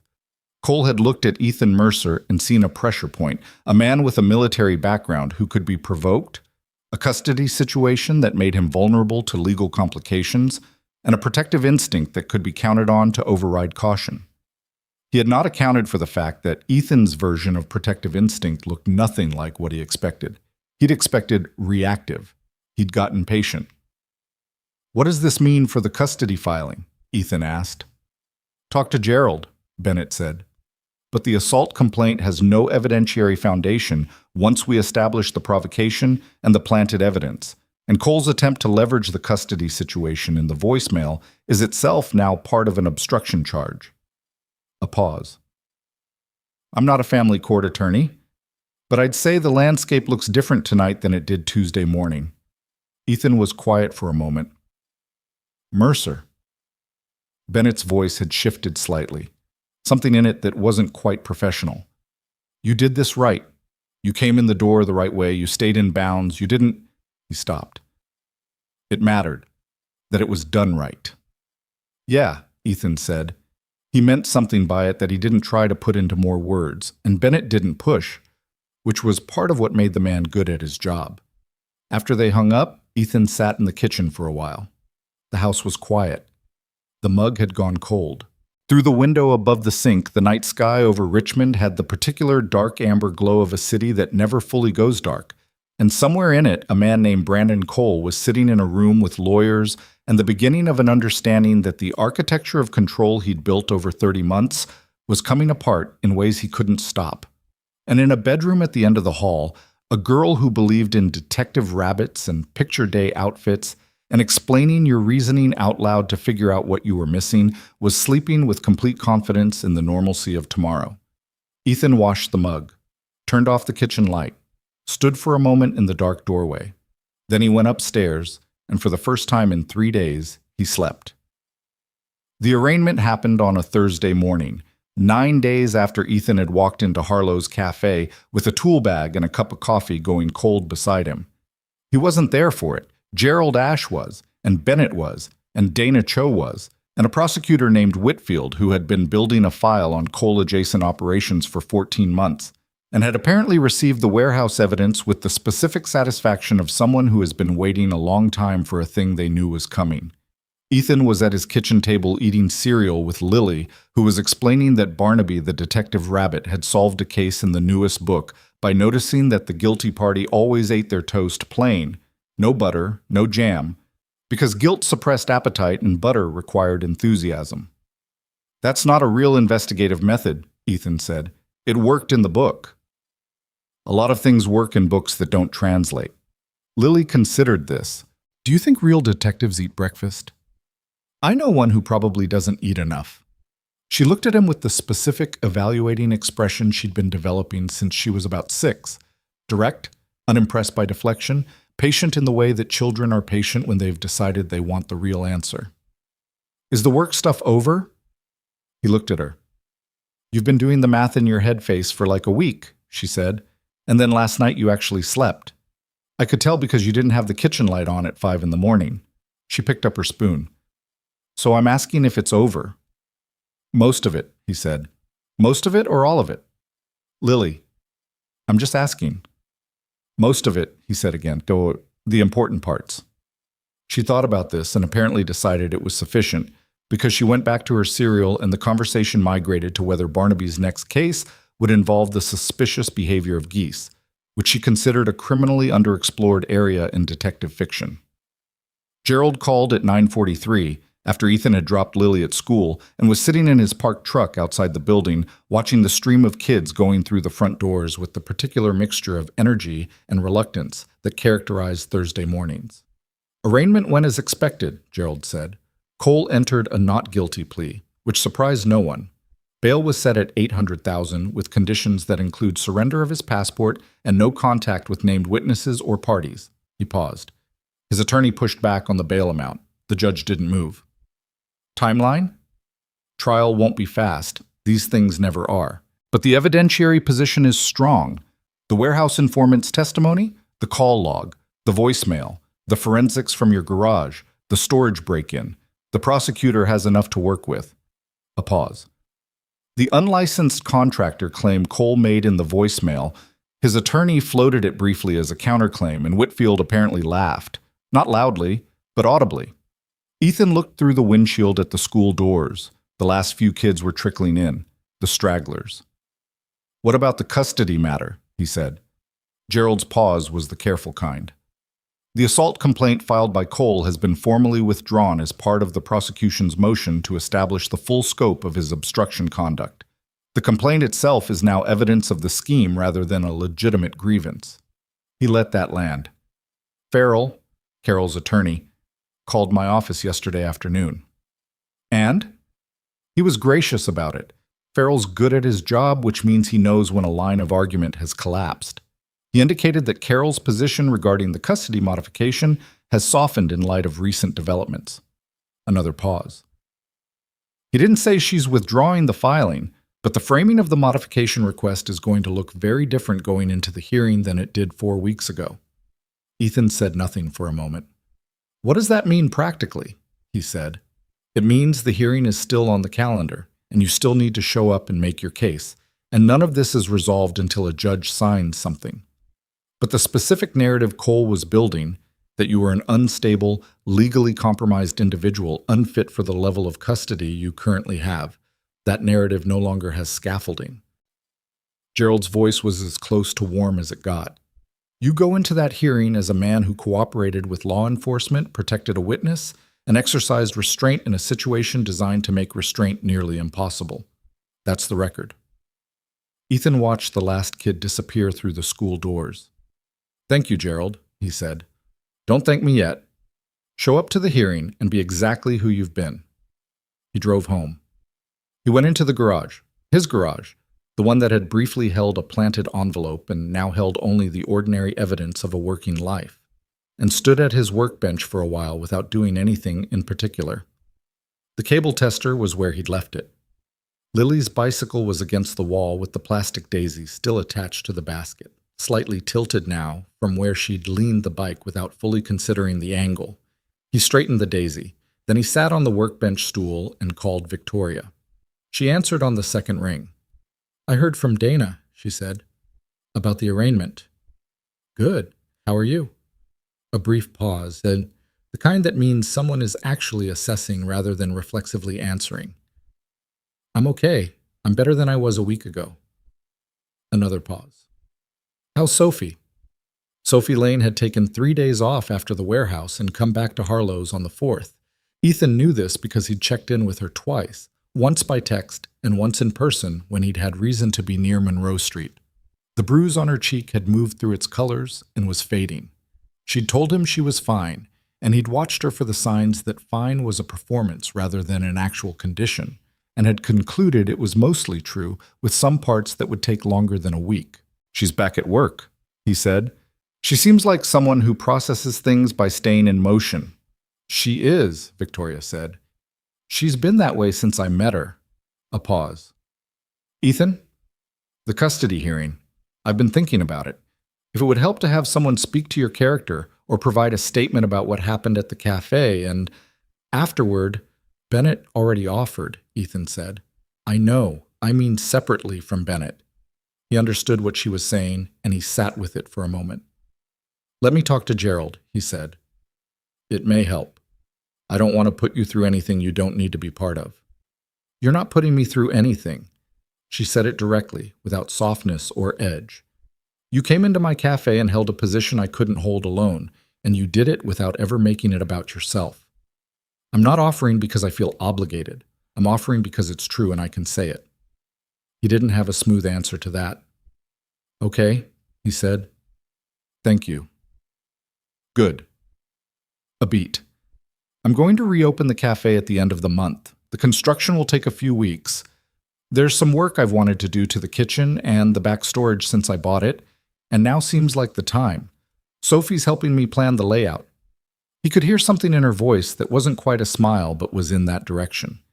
"She has strong opinions about where the coffee station should go." "She has strong opinions about most things." "Yes, It's one of the things I like about her.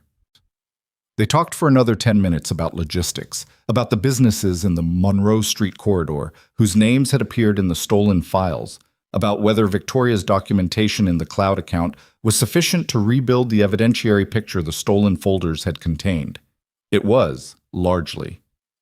Dana had spent 2 days cross-referencing what remained against the informant's testimony from the warehouse, and the pattern of Cole's operation was substantially reconstructible. 7 of the 9 named business owners had already been contacted by Bennett's team. The remaining 2 were being reached through attorneys. 6 of them had agreed to cooperate formally with the prosecution. The 7th was still deciding. The 8th had pulled back entirely, which was their right, and the 9th had called Victoria directly on a Tuesday evening and spoken for 40 minutes about what the last 18 months had cost his family, and Victoria had listened to all of it without interrupting. Some of what had been broken was going to take longer than a criminal case to fix. Ethan understood that. 30 months of sustained pressure on a neighborhood of small businesses didn't resolve when the man responsible was arraigned. It resolved, if it resolved, over years, in the gradual return of confidence, in the slow process of people deciding again that something they'd built was worth protecting. That wasn't his part to play. His part had been specific and was mostly done. Still, he thought about it. The custody hearing was scheduled for a Thursday, 8 weeks from the arraignment. Ethan spent those 8 weeks doing his work: system installations, threat assessments, the ordinary daily labor of a small consulting practice, and picking Lily up from school and making dinner and sitting across from her at the kitchen table while she explained the ongoing developments in Barnaby's detective career. He also spent one Tuesday afternoon per week at Harlow's Café for the 3 weeks of renovation, not because Victoria had asked him to, but because he'd told her he would take a look at the new backdoor security configuration when the contractor was finished with the framing, and that had turned into checking the exterior camera placement, and that had turned into a conversation with Sophie about whether the north wall blind spot could be addressed with a repositioned unit, and that had become something he showed up for because it was useful, and because the conversations were good, and because he was, if he was being honest with himself, not in a hurry to find a reason to stop. Lily found out about the cafe when she came with him one Saturday in late October during the final stage of renovation because his sitter had canceled and he hadn't wanted to leave her with a neighbor when he had a commitment. She walked through the front door of Harlow's with her backpack over one shoulder and immediately assessed the space with the specific evaluative attention she brought to new environments. "It smells like coffee and sawdust," she said. "They're doing construction." "I know, I can see."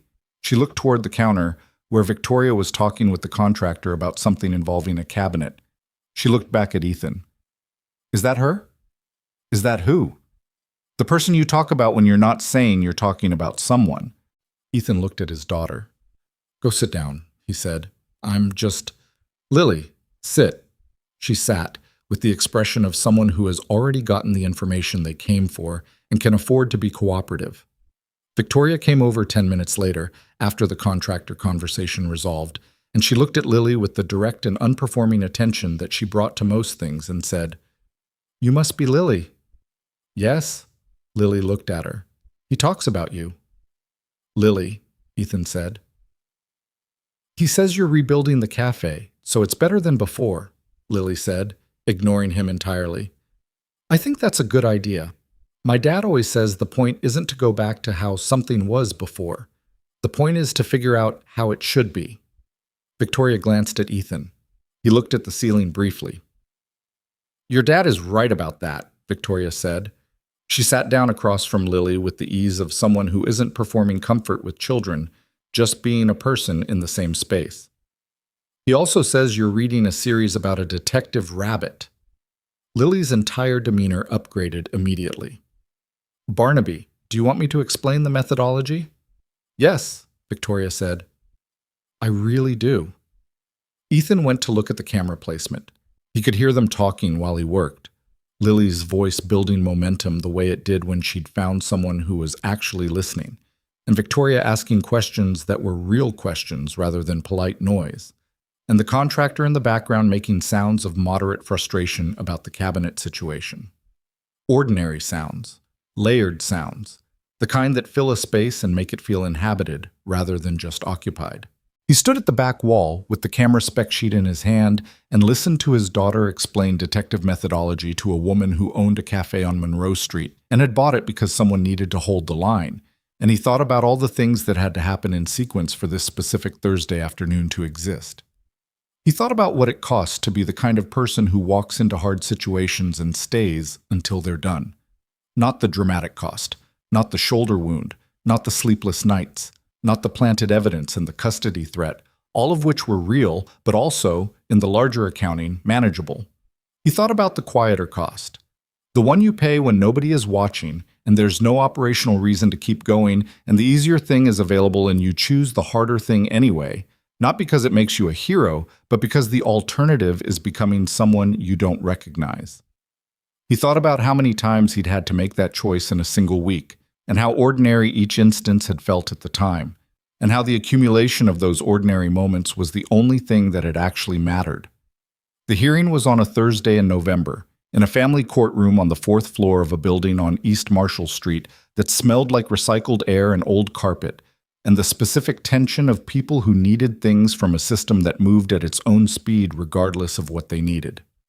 Carol was there with Patrick Farrell, who was gracious and precise and shook Gerald's hand with the warmth of professionals who have been on opposite sides of enough tables to have developed a functional mutual respect. Carol looked at Ethan when he came in, and there was something in her face that wasn't quite an apology and wasn't quite neutrality, something in between, something that acknowledged the distance between what had been attempted and what had actually happened. He nodded to her. She nodded back. They had been two people who had loved each other, and then had been two people who couldn't find their way back from too many absences and too much distance. And now they were two people who were trying, imperfectly and with lawyers present, to make the best arrangement for an 8-year-old girl who deserved better than to be used as leverage in anyone's strategy. He hoped, looking at her across the room, that they could manage that. Bennett testified first. He was exactly what Ethan had known he would be. Measured, precise, professional, the kind of witness who doesn't editorialize because he doesn't need to. He described the events of the week. He described Ethan's cooperation, the civilian advisor designation, the on-the-record conduct throughout.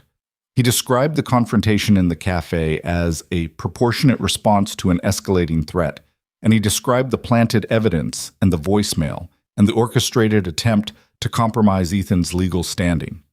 He said the phrase Brandon Cole's deliberate scheme to manufacture a compromising incident involving Mr. Mercer once in the middle of a longer sentence without emphasis, which made it land harder than any emphasis would have.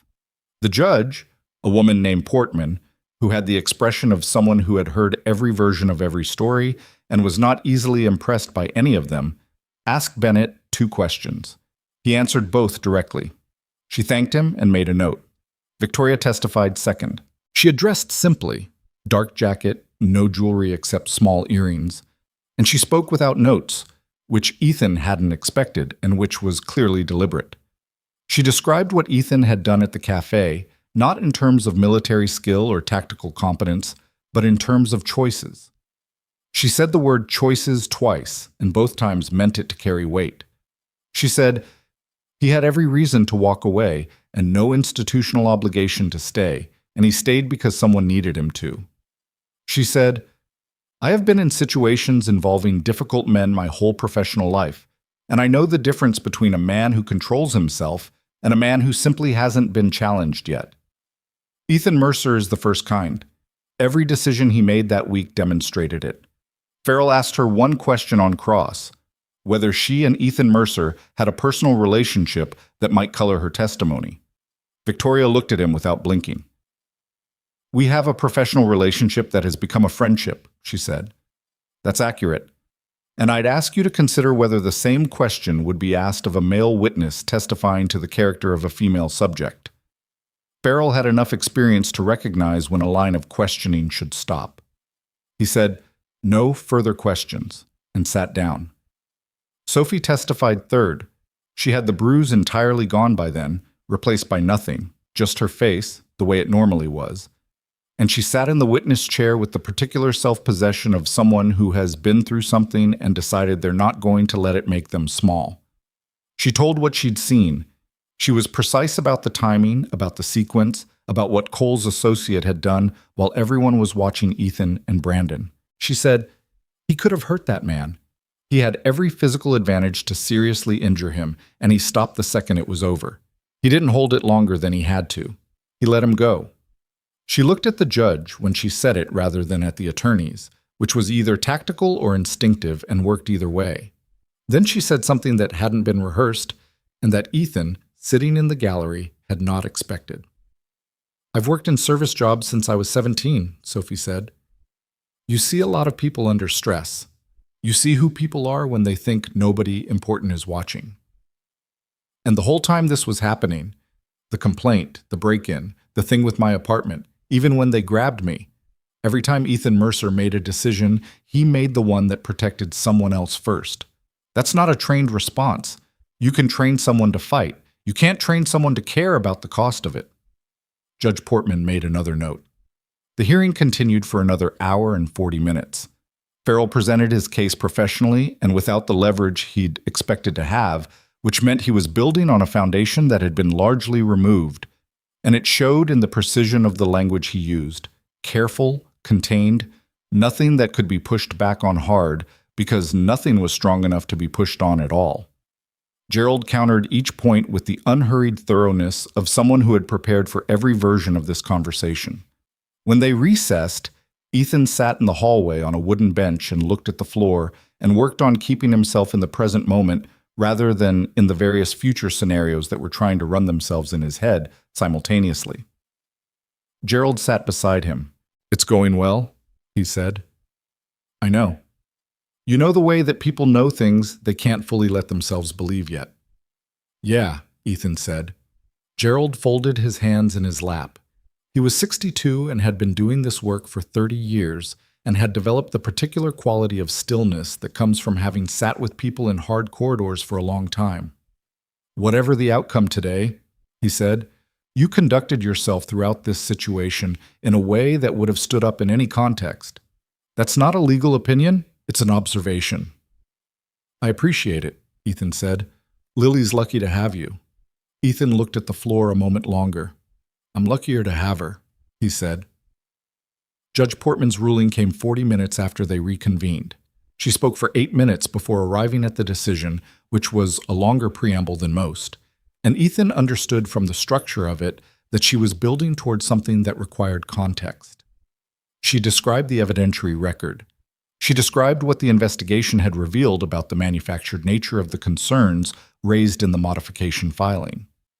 She said, with the specific careful language of someone who wants to be quoted accurately, "The court finds that the concerns raised in the petition for modification were substantially influenced by circumstances that have since been revealed to be deliberately fabricated by a third party with interests adverse to the respondent."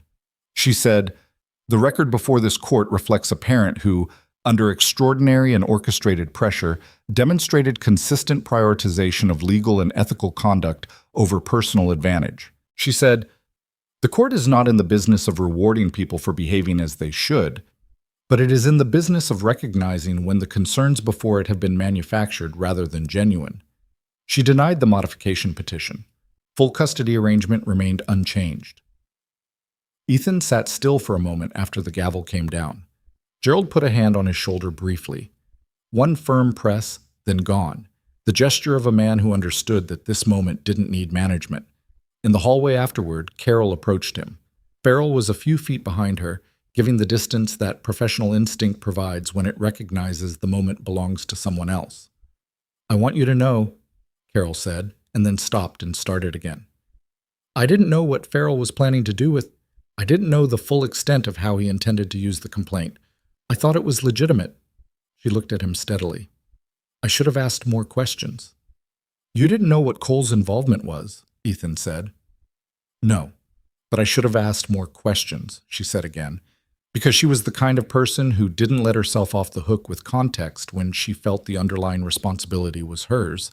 He respected that. He always had. It was one of the things about her that hadn't changed and never would. Lily's doing well, he said. She's deep into a book series, Detective Rabbit. Something relaxed in Carol's face. She told me. She sent me a 4-paragraph summary by text. She text summarizes things now, at length. She looked at him. She sounds happy. She is, he said. She is. They parted without ceremony. That was how it went sometimes. Not resolution exactly, but a renegotiated understanding. Not warmth, but not cold either. Something workable and honest, which was more valuable than warmth that wasn't real. The weeks after the hearing moved in a different register than the weeks before it. Harlow's Café reopened on a Saturday in late November with a modest event that Victoria hadn't intended to be an event, but that became one anyway, because Monroe Street had been watching the renovation, and people who had been coming to the cafe for years had opinions about the new coffee station placement and wanted to share them in person. Sophie handled the crowd with the particular efficiency of someone who genuinely did not find crowds difficult, which was rarer than it sounded. The new layout worked. The coffee station was where Sophie had insisted it should be, which was not where the contractor had initially put it, and the flow of the space was better for it. Ethan came on the reopening day at 11, when the initial surge had settled to a steady stream. He sat at the corner table with a cup of coffee that was actually hot this time, and Victoria sat across from him for 20 minutes between handling things that needed handling, and they talked about nothing in particular in the comfortable way of people who have run out of necessary things to say and are discovering that the unnecessary things are also good. "How's Lily?" she asked. Planning her Barnaby analysis for the series finale. She's doing it in outline form now, color-coded. Of course she is. She asked me if you'd read the series. Victoria looked at him. And? I said I didn't know. I haven't. She picked up her coffee. But I could. He looked at her across the table. The cafe around them had the quality of a place that had been through something and come back with the knowledge of it still in the walls. Not worse for it, different. The hand-painted sign outside had been touched up but not replaced, which had been Victoria's specific instruction. It bled paint in the rain, she'd told the painter. I want it to still look like something that's been there a while. The painter had looked at her like she was slightly strange and done exactly what she asked. In the following months, the criminal case against Brandon Cole moved through its procedural stages with the unhurried deliberateness of institutional processes that are working as they're supposed to. The prosecution's case was substantial, built on overlapping evidence. The warehouse informant's testimony, the call logs, the voicemail obstruction, the forensics from 2 separate break-ins, and the cooperation of 6 business owners who had spent varying periods of time paying money they didn't owe to avoid problems they hadn't created. Cole's defense team was skilled and well-funded and found every legitimate angle available, which turned out to be fewer than Brandon Cole had expected. Ethan followed the developments the way you follow a thing that is important but no longer in your direct hands, with attention but without the specific vigilance that drains you. He started teaching on a Wednesday evening in February. It had been Victoria's idea initially, then his own, then both of theirs in a version that was different from either of the originals. A free course, 8 sessions, 2 hours each, on security awareness and conflict de-escalation for Monroe Street business owners, and anyone from the surrounding neighborhoods who wanted to come. Practical things. How to assess a threat before it escalates. How to document incidents correctly. How to work with law enforcement rather than around it. How to understand the difference between a situation that required direct response and one that required patience and legal process. The first session had 11 people. The third had 23. By the 6th session, there was a waiting list. He taught from what he knew, which was the only honest way to teach anything. He didn't perform authority or expertise. He just said what had happened in his own experience and what he'd learned from it, including the things he'd learned by being wrong. He told the group, in the 5th session, about the morning in the cafe when he'd made the decision to respond physically, and he walked through what had been right about it and what had been costly about it, and how a 2-second choice had produced weeks of complications that had required the cooperation of multiple people to resolve. The point isn't that I should have let him walk, he said. The situation required a response. The point is that every response has a cost, and knowing the cost in advance is the difference between a decision and a reaction. A man in the back, the owner of a dry cleaning shop who had been paying Cole's operation for 14 months, raised his hand. So how do you know in advance? You practice thinking about it before you need to, Ethan said. That's the whole thing. Everything I'm teaching you in these sessions, it's not a technique for the moment. It's a way of thinking that becomes available to you in the moment because you've already done the work. The man nodded slowly. Like a muscle. Exactly like a muscle. Spring came to Richmond in the uneven way that Virginia springs come. Warm for a week, cold again, then warm in a way that finally committed. Monroe Street bloomed in the way that commercial corridors bloom when they're healthy. Foot traffic, outdoor tables, the particular hum of a neighborhood that has decided to be alive again. Harlow's Café had a small table on the sidewalk now, 2 chairs, just enough for the afternoon sun when it hit that side of the building at the right angle. Victoria had put a small plant on it, something green and unkillable, she'd said, because she didn't have time to manage something that needed attention, and it had thrived without much encouragement, which she'd found quietly satisfying. On a Saturday in April, Ethan brought Lily to Harlow's for the second time. This time, it wasn't an accident of scheduling. Lily had asked specifically, which he appreciated for its directness, and he'd said yes without a long conversation about it. Lily and Victoria sat at the corner table while Ethan refilled their coffees. His coffee, Lily's hot chocolate with the specific amount of whipped cream that Lily had specified to Sophie in precise terms, and Lily had apparently brought her color-coded Barnaby analysis outline. He came back to the table and set the drinks down, and Lily was already deep into the methodology section, and Victoria was reading the outline with the expression of someone who is genuinely engaged and also slightly overwhelmed, and neither of them looked up immediately when he sat down. He drank his coffee. He looked at the hand-painted sign through the window. The blue paint had stopped bleeding.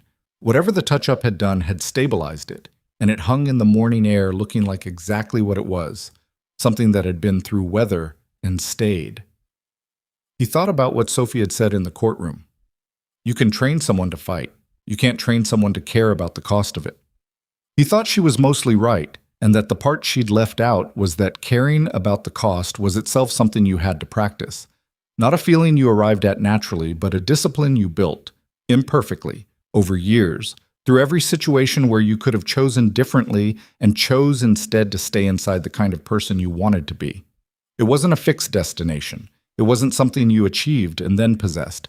It was the daily work of an ordinary life, the choosing again and again and again. And the choosing didn't get easier exactly, but it got more familiar, which was its own kind of strength. Lily looked up for him the outline. You're doing the math face again, she said. I'm thinking. About what? He looked at his daughter, who had a small smear of whipped cream on her upper lip and hadn't noticed it, and whose detective rabbit methodology was spread across the table between them, and who had navigated 8 years of an imperfect life with more grace than anyone had asked her to manage. About how things turn out, he said. Lily considered this. Good or bad? He looked at the table, at Victoria glancing up from the outline with a half-smile directed at no one in particular, at the cafe filling up around them with the ordinary Saturday morning of a neighborhood that had come back from something and was mostly not thinking about it anymore, which was how recovery actually worked, not in resolution, but in the gradual return of ordinary life, until the ordinary life was the thing you were living and the rest was behind you. Good, Ethan said. Mostly good. Lily accepted this with the particular satisfaction of someone who has verified a hypothesis. She went back to her outline. The cafe held them in its familiar warmth, the smell of coffee and the sound of conversation, and outside, on Monroe Street, the kind of spring morning that doesn't announce itself, just arrives and stays. Ethan Mercer drank his coffee. He hadn't won because he was the most capable man in the room. He hadn't won because of his training or his record or any of the hard things that life had built into him over 37 years. He'd won because when the situation gave him every reason to become something harder and colder and more destructive, he had chosen, in each individual moment, not to. Because he understood, the way you understand things that you've paid for with real experience, that the strongest version of himself was not the one who could end a threat in 3 seconds flat. It was the one who knew precisely why that wasn't enough and what had to come after. Outside, the morning went on. The city moved through itself, indifferent and ongoing, full of people in the middle of their own stories, making their own choices in the small and unremarkable moments that add up, eventually, to the shape of who they are. He stayed at the table. He let the morning be what it was,